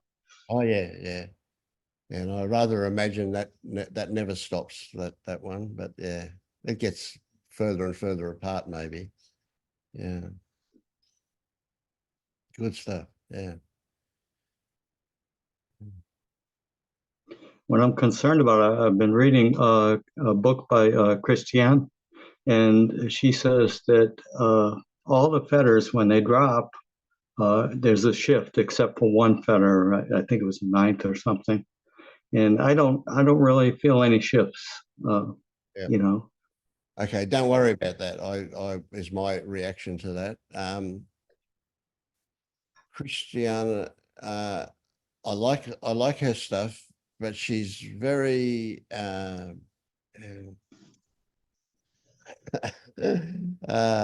bit of racism comes out of me again. I think she's very German in her black and white thing, and she could be right. I don't know about that, but I always laugh when people say I've dropped this fetter, and I go, well, how do you know that? And they, well, and they'll say, well, but nothing's come up that I can associate with that. And I'm saying, but are you still alive? You know, maybe on your deathbed, when nothing has come up, you can say you've dropped it. But up until that point, yeah, you don't know. You never know. But she does seem to she sees things in a very black and white way, in that sense. So I'd say, yeah, I respect her, but I don't agree with that idea that you definitely know you've dropped it. I don't think you can know that.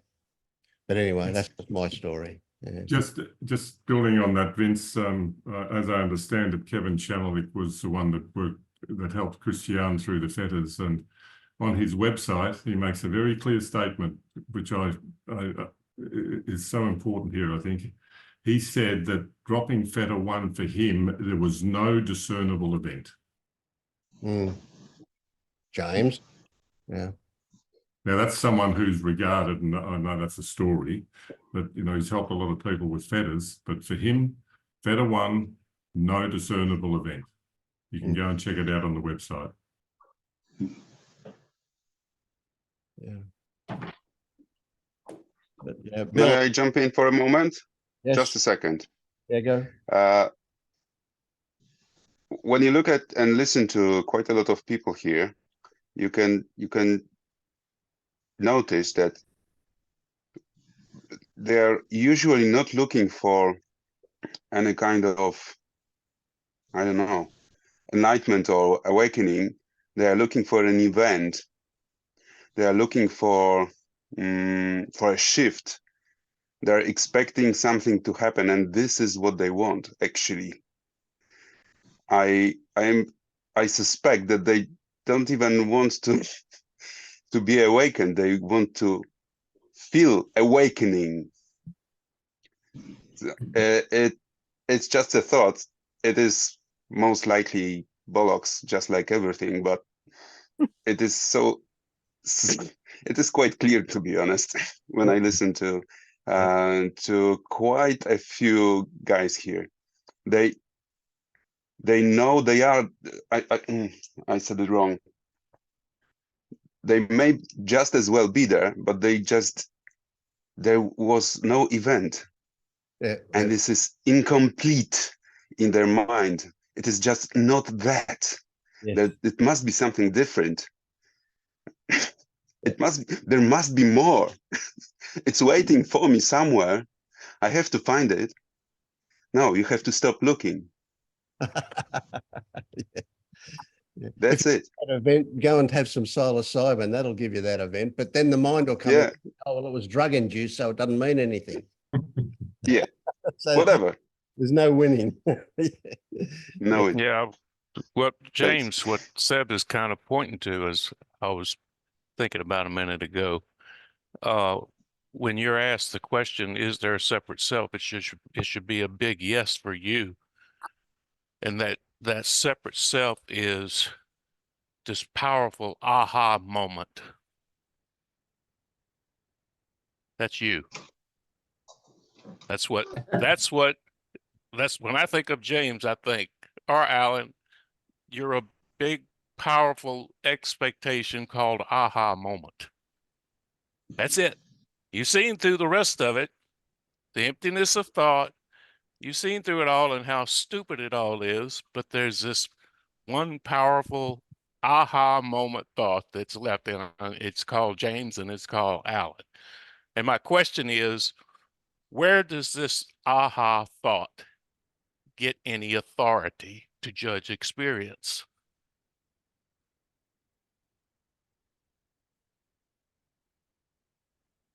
Nowhere. The same place every other thought gets its authority. You know, so everywhere, nowhere, they're all the same.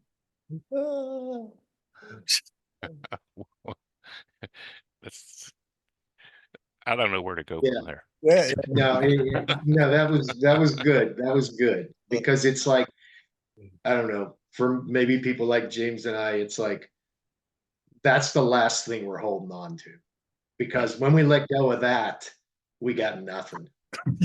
Yeah, there's no thought with And I any guess that's what authority. and I guess that's, we're looking for nothing. I mean, go to the I absurd. think Is there that- a thought like a king thought, and then a queen thought, and then a prince thought, and then some lower court thoughts? I mean, take it to the absurd and laugh at it, because no thought has any authority over any other, because no thought knows anything about any other thought even. So how do you get away from that? I don't see how y'all escape that. Chop off my head. For a moment, it'll still keep thinking, I'll bet. It'll still be talking in the basket. Yeah. You think the problem could be because he's trying to prove a negative? Yeah, could be. Yep. Doesn't Yeah, it's like trying to grasp the essence of a whole. H-O-L-E whole.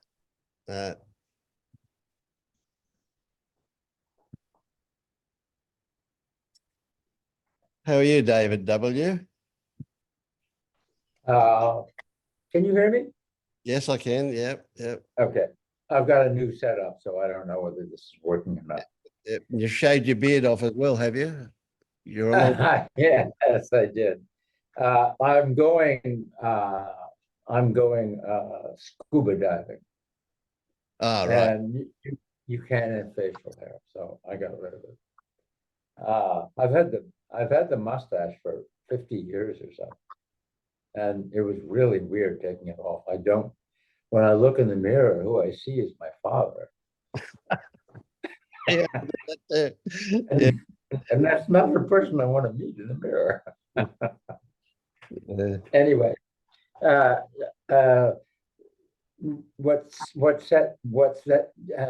saying right.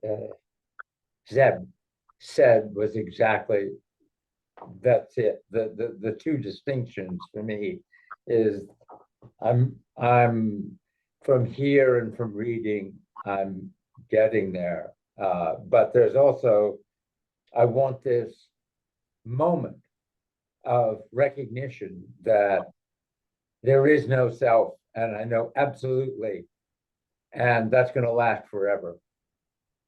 And I mean, so I want it, but that's not what's happening.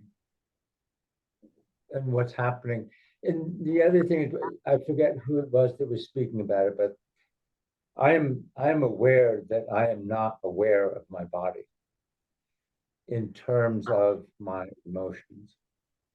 And so, is that okay? And so, when what you were talking about with James, what I just call awareness, I'm alive. I am. That's there. I'm aware. Well, there is awareness of that. And what I've been doing, sort of in meditating, is just starting out from my just awareness of my body, and then awareness of everything else. And that is happening more and more. And that's it. That's where it's at. I mean, I understand that that's where it's at, and I'm getting there. That's all. That sounds pretty good. Mm.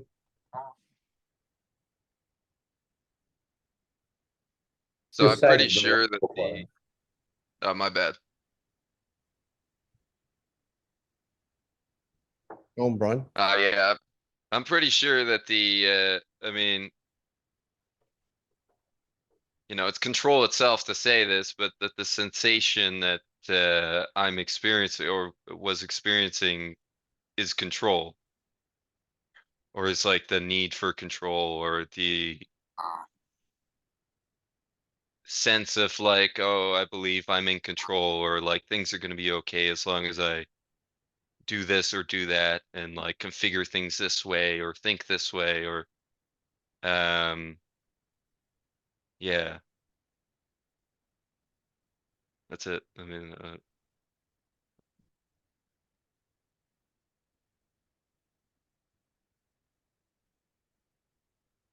So how does control exist other than as an idea?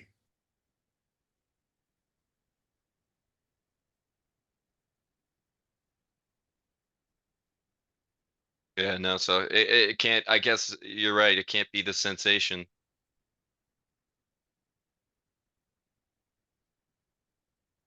So I can't figure it out. Mm.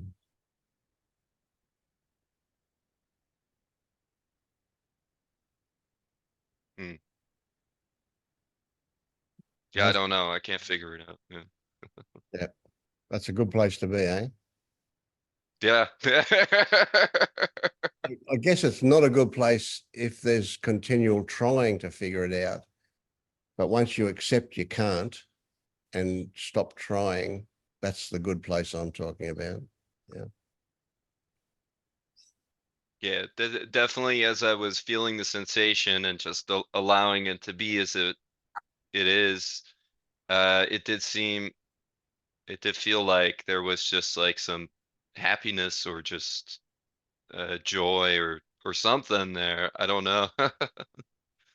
There's Mm. still just discomfort though. There's like the feeling like as I'm talking, I don't know, there's like a sense of like self that needs to that's uncomfortable with like the eyes on the individual and that feels like insecure or something like that.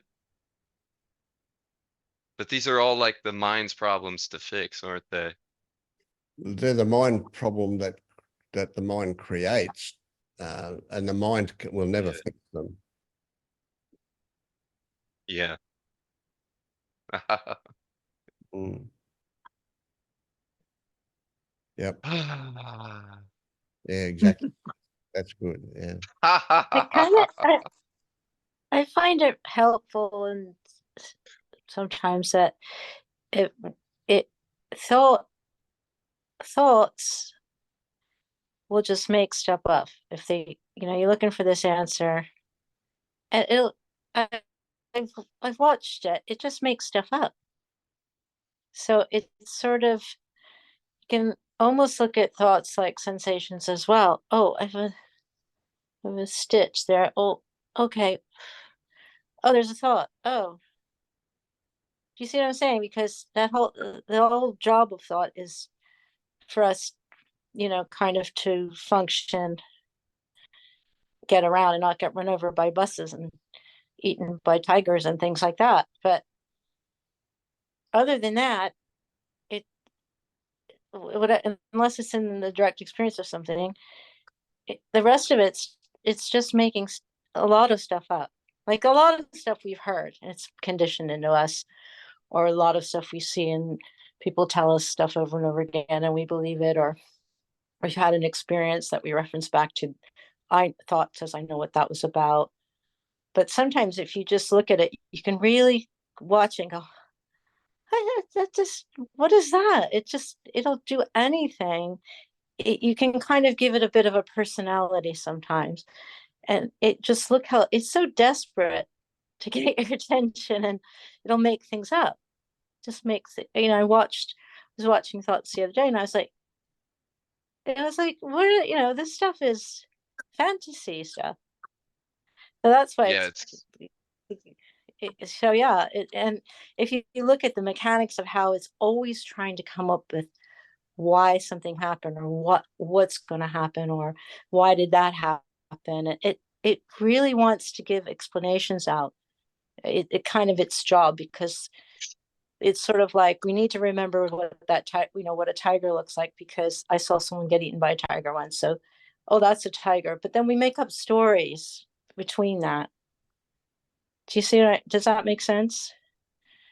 So it's sort of like when you see it, you're like, it's quite funny, because you're like, what the, so you can kind of and look at it that way. and also look at it like as a sensation, that it does it have any meaning, or is it just something that's been noticed? You know, I mean, that's helpful. It was still helpful for me.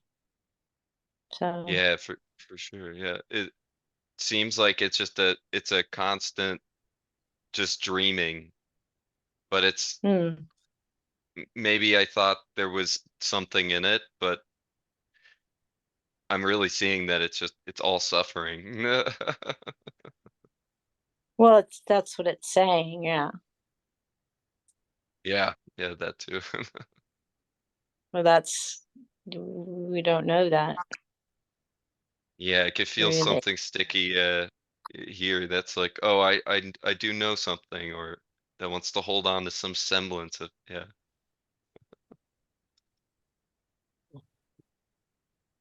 Mhm.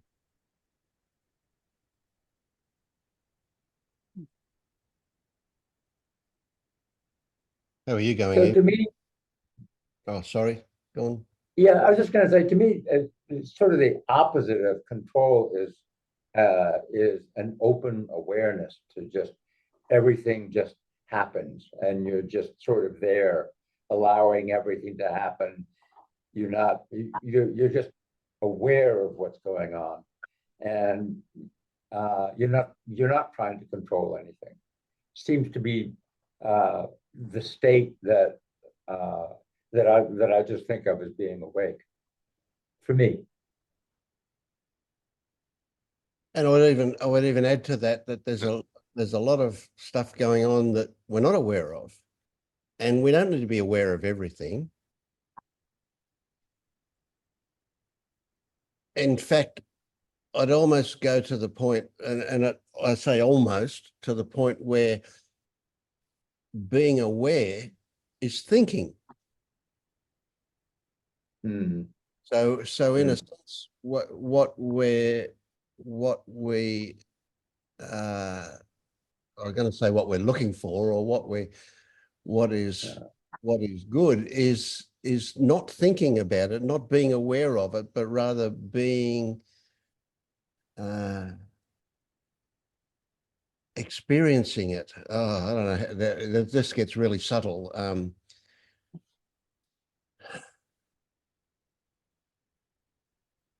Yeah, I don't know how to put it into words. So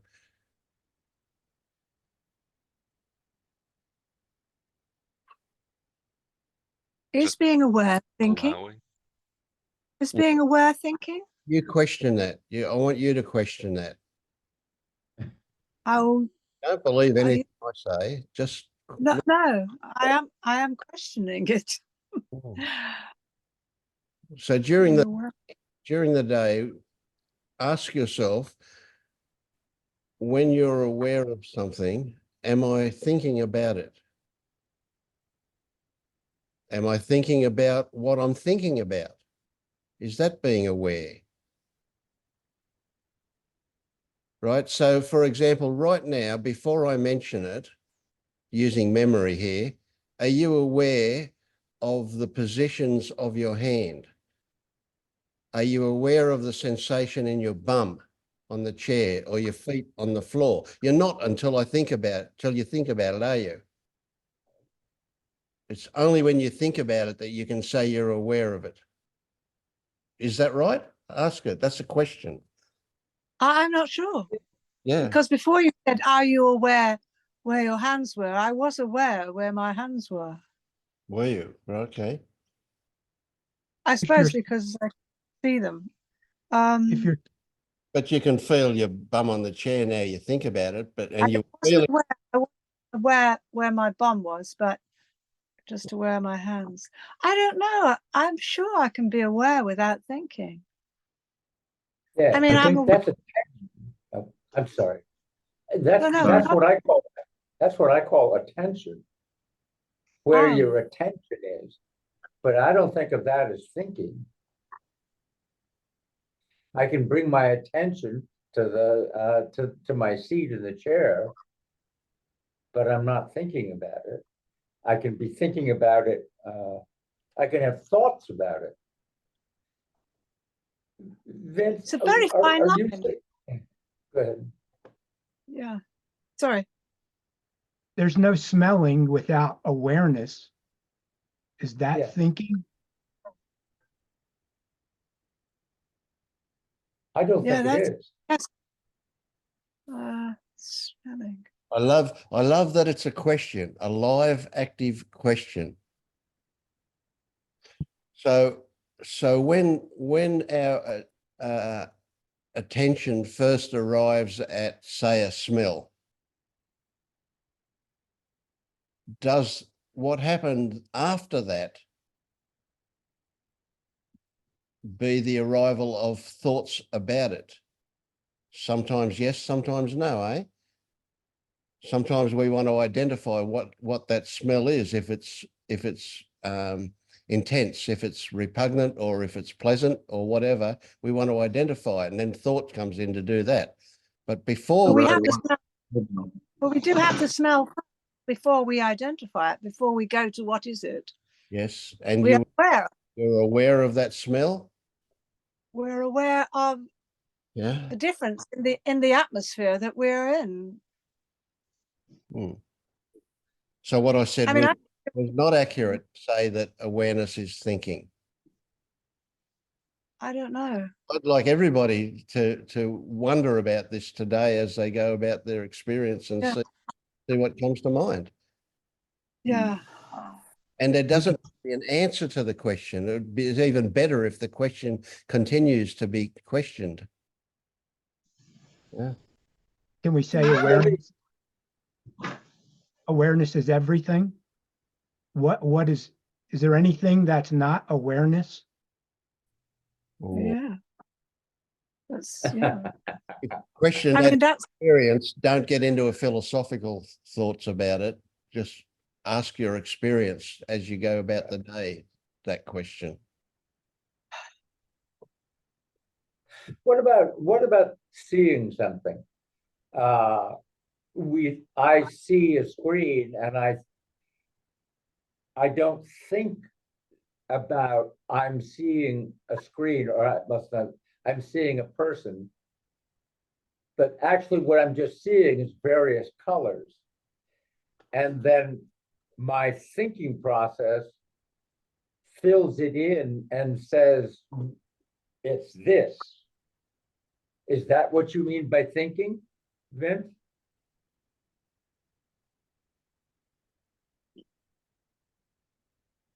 Do you understand the question? Yeah, I get it. It's not a, there's no black and white answer there. So my experience is that I see at the moment I'm looking out the window and I'm seeing the house next door. But in my peripheral vision down here, I can see my hands, I can see movement that I call my hands moving. And I get the idea that it's my hands moving from not just my visual, but from other senses as well. But I see colors and things like that down there. If I say to myself, I know that that's a screen with pictures of people that I'm not focused on, that's thinking. If I look at the screen now and I look at you and I see your red and black checkered shirt, I know that I'm thinking to describe it as red and black. If I say it's David talking to me, I know that I'm thinking. If I'm hearing words, if I'm hearing sounds that I ascribe meaning to, then it becomes a little bit more philosophical, because what I say is I presume that I'm applying meaning to those sounds using my mind. Now, is mind also thoughts? Yeah, so it gets a bit very hard to yeah. There it is, yeah. So I used a bad example. Take a cup. I just look at a cup. And I can see it as just shades of color, but that's not really the way I see it. I see it as a cup. Is it thought that's creating the cup? Yes. So let's say thought because we don't have individual segments of mind here that we call words or whatever, but we ascribe meaning to it with our mind. We say this color and shape has a purpose. The purpose is to hold a liquid, right? And that purpose isn't in the cup itself, is it? There is no cupness in the cup. There is no characteristic called cup in it. It's something that we ascribe to it. But then that's a bit philosophical again, isn't it? But it's also actual, I think. He says, I think. Yeah. There's another very simple exercise here that we do all the time. We open a book, and if you open a book that's just we've got words on it, and you show it to someone, what do you see? They'll say, well, I see words, I see black. Very rarely does a person say, I see the whiteness of the page. But can we actually see the blackness of the letters without seeing the whiteness of the page, even though we say we hadn't seen it? Yeah, we had seen it. Yeah. Right. So we can start to cross over here from mind into brain activity. So there's an interesting one. I got a stick in my eye once from a ride on mower, and I had to go to hospital. And when the doctor shone a really bright light in my eye to examine the injury, I could see all the blood vessels in my eye. It was like this red spider web of blood vessels. And I said, wow, that's really interesting. How come I don't see them all the time? And the doc said, when you're an infant, the brain decides that it's a useless thing to see that. So in other words, it simply refuses to see them. He says, you do see them all the time, but your brain says they're not there. Mm. Right now, that's not mind, that's brain. But we're getting, it's getting very, very murky waters where the crossover between brain and mind is. Who knows? But we're also being very philosophical here with this discussion. So the value might be that what we do is we play with things with our mind. Absolutely. Yeah. Okay. Well, I was also thinking about about blind sight. It's that is when people can discern movement but not colors, the light, and the brain is well not programmed to put only movement on this internal monitor, what we see, what we are aware that we see. Like you said about this, that we see these vessels, but we are not aware of it. And the blind sighted person thinks it just guesses. There were experiments where they could go through the corridor and not go into any obstacle. Mm. They thought they are blind. They can't see anything, but they are able to move safely. So, like when David said, awareness is everything. Mm. How does it? Are they aware or not? Mm. I think they use sound. I think they learn through sound. No, I've heard they see movement. They can see it even on a monitor. on where there is dot moving up or moving down, and someone asked them, "Well, is it moving up or down?" And they answer correct. They answer correct. It's not sound. They see movement, but they don't see color and light. So I have heard. Yeah, that brings me to another thing that and again, it's a bit philosophical, and that is that I have experience where senses are not defined individually, that they can run together. That I think we all at a more subtle level experience our senses in combination. Yeah. I can feel music as well as hear it. I can whatever. Yeah. So yeah, our it feels like when babies you also. look really. Sorry. Sorry. Okay. After you. I was just going to say, when you look really closely, really closely, actually, it's your mind, it's your brain that tells you what is sight and what is a smell and what is hearing. You know, when you get really close, they're all just the same thing until they're analyzed. And I'm not saying that we're consciously analyzing it or thinking about it, but actually, yeah, feeling and smell and taste are actually all just kind of completely mixed until they're picked apart and pulled into different spaces by the brain, it feels like. Harvey, or is it your brain telling you that?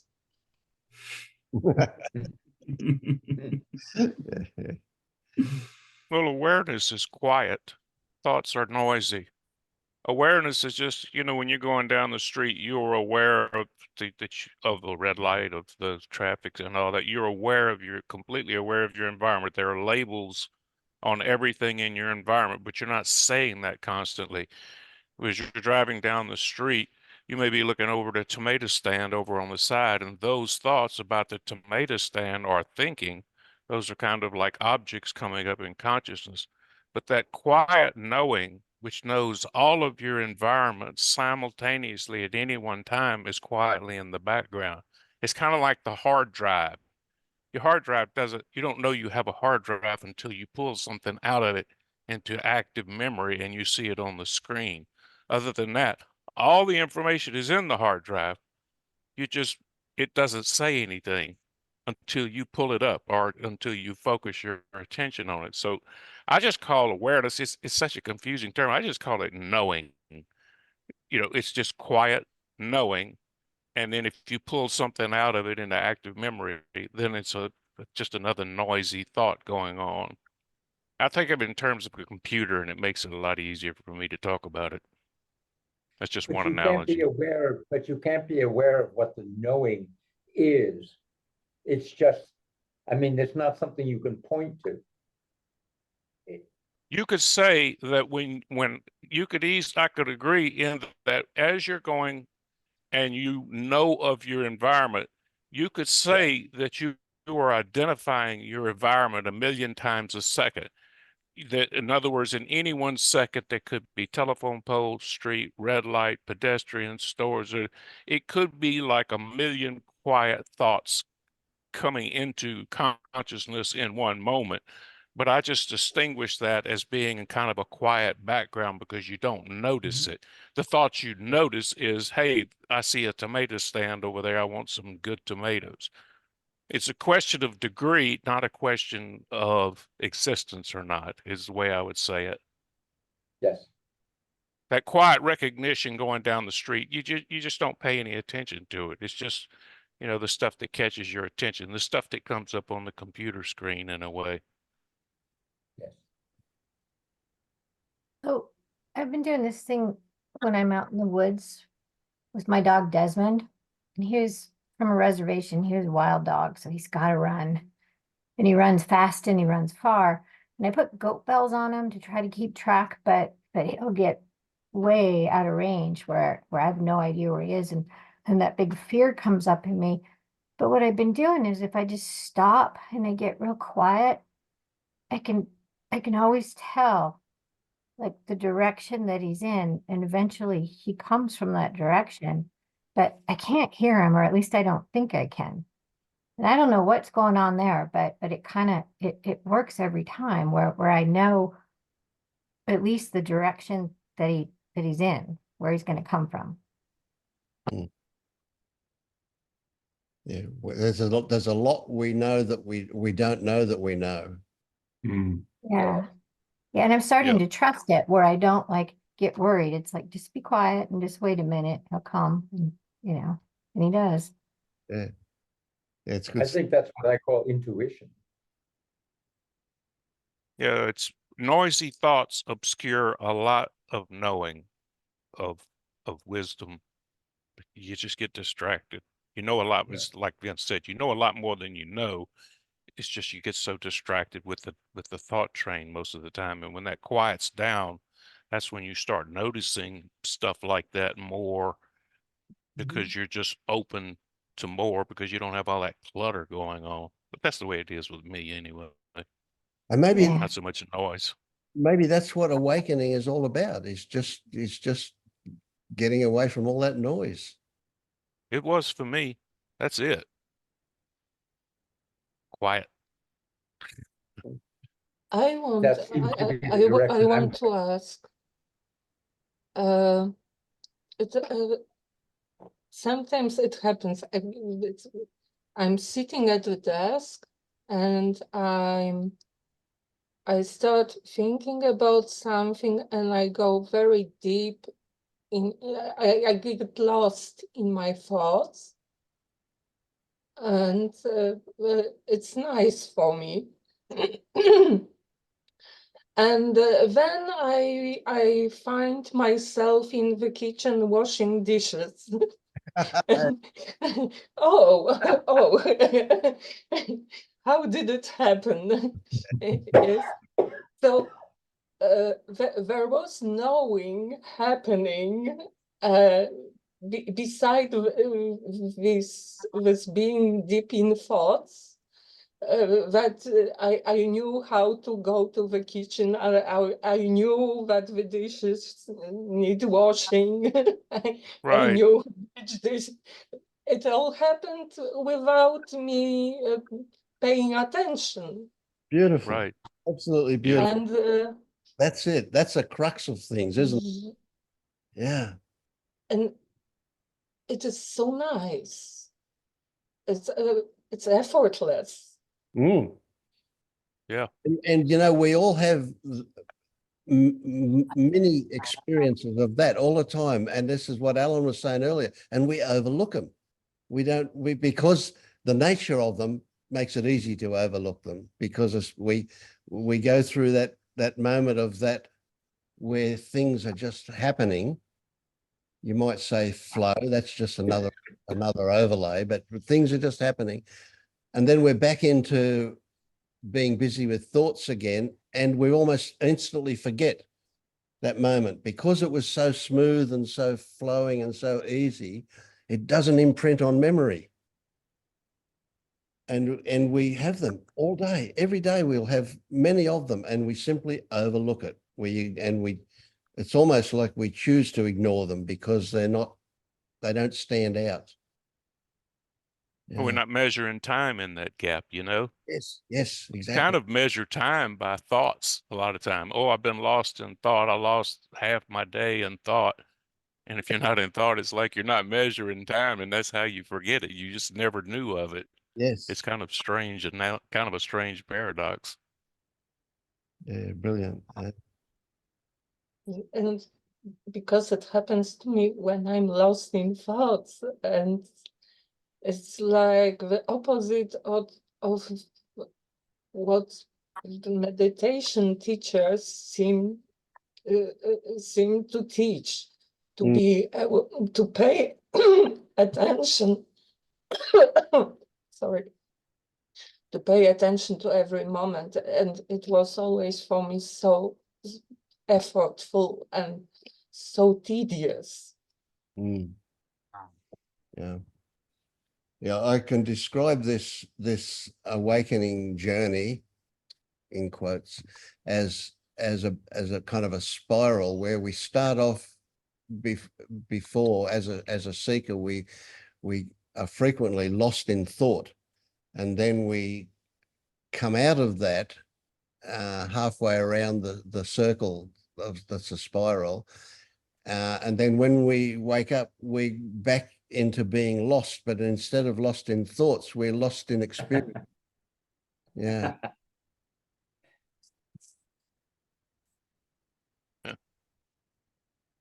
A lot of discounting, all right. Someone was experiencing sadness a few days ago, and we were just sitting with it, and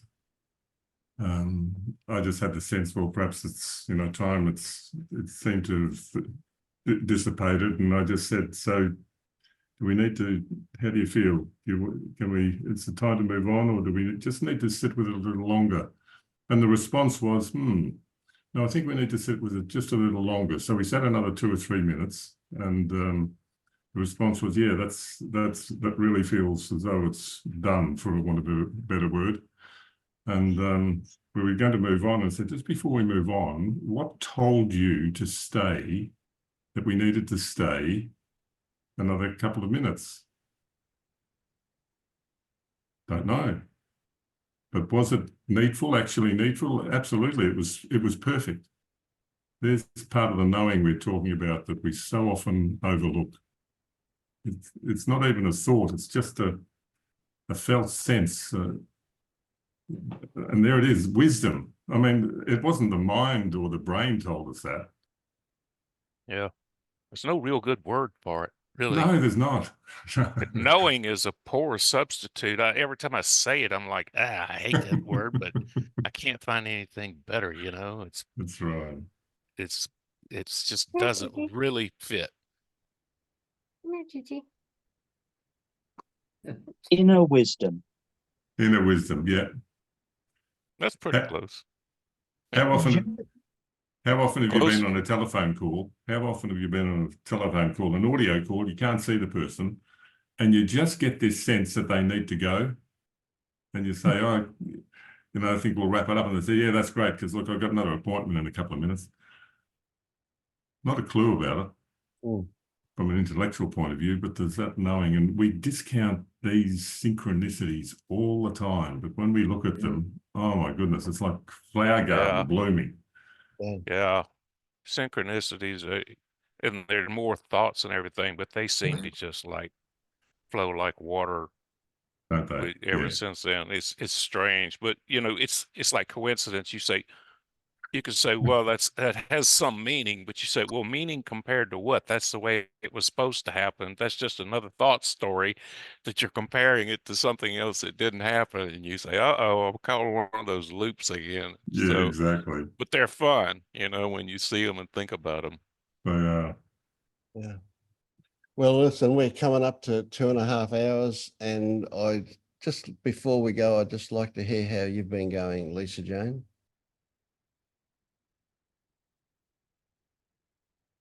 Hey, I've been struggling. Yeah, you know, the big monster for me is the medical system, and I had to go to the ER this week, and I couldn't walk in. I had to drug myself. It's like that PTSD thing's gotten so big. So I've just been trying to, you know, had a huge trauma response after that, and just been trying to sit with it. Had some pretty dark nights. It's big. Can only stay with it for a little bit at a time. No. Yeah. Sounds like familiar territory for you. Yeah. So how have you been feeling about that? Kind of sounds like a stupid question, but consider not just that feeling, but how you felt about that feeling. Yeah, I want really to go back down into the suffering thing, and I've been beating myself up pretty good because it's like just walk through the door, go to the hospital, you know, and my body it just there's like such a separation, you know, and Yeah.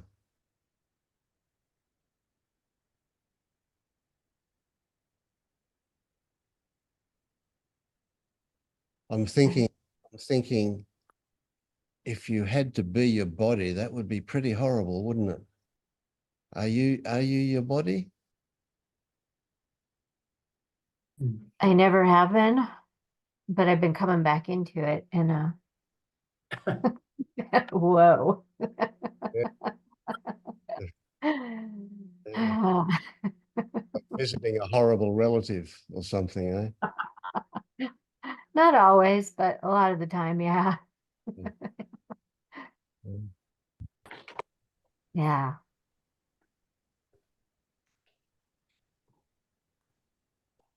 So I kind of know the answer to this question, but if you have to live with this right up until the moment that you die,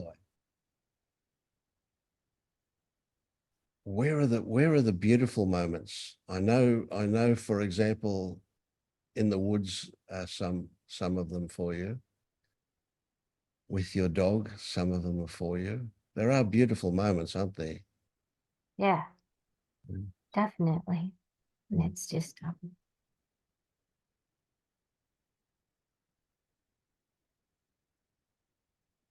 and in those beautiful moments, it's impossible to even remember the pain and suffering from the others, isn't it? That drives all that out for a moment. But then of course it comes back afterwards.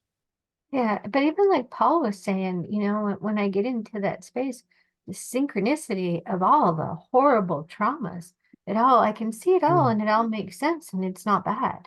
But then I fall back into the place of suffering where, you know, whatever that force is, it's out to get me. and everything just keeps coming and I have no control.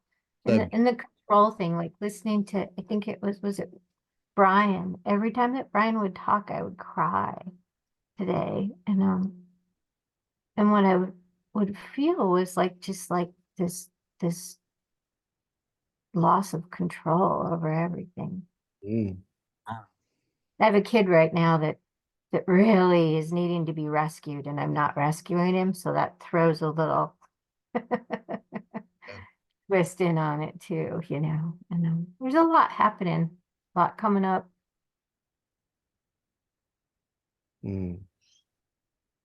So you identify a lot with other people, eh?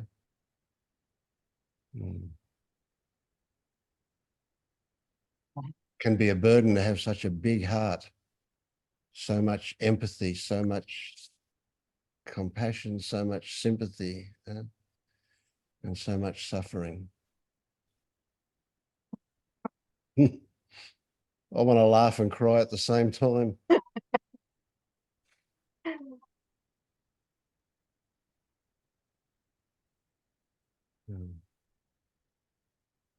Yeah, I feel you, Lisa, and you know, like what was experienced here is just like that sort of like hopelessness of it all.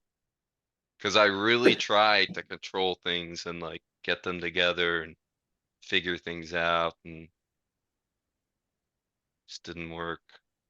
Yeah, that's what I could feel from you. And that's how I feel too. Like all this work for nothing.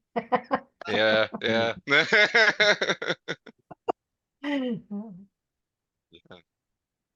It's not for nothing. You're both here and you've made my life better for being here. So thank you. Oh, that's true, James. Thank you, man. Soak it in, soak it in. That's great. Yeah. Okay. Well, on that. Can I bring up one more weird thought I have before we go? Yeah. I've spent some time in Tijuana doing alternative cancer stuff, and mostly it was dental work. And so you only spend a couple hours in the chair a day. And you know, I'd go down for like 2 weeks at a time and I would go by myself, which everybody here had a fit about. And a lot of it was during COVID in 2020. But I don't speak any Spanish. And I didn't stay in any of the, I don't even know if you want to call them tourist areas in Tijuana, but I would just spend all day just walking because I didn't have anything else to do, and just, you know, it's overwhelming, and just checking out the city. But I don't speak any Spanish, and it was kind of wonderful because I never had any issues communicating with anyone, and there were still all my thoughts, but there wasn't like this extra layer of language.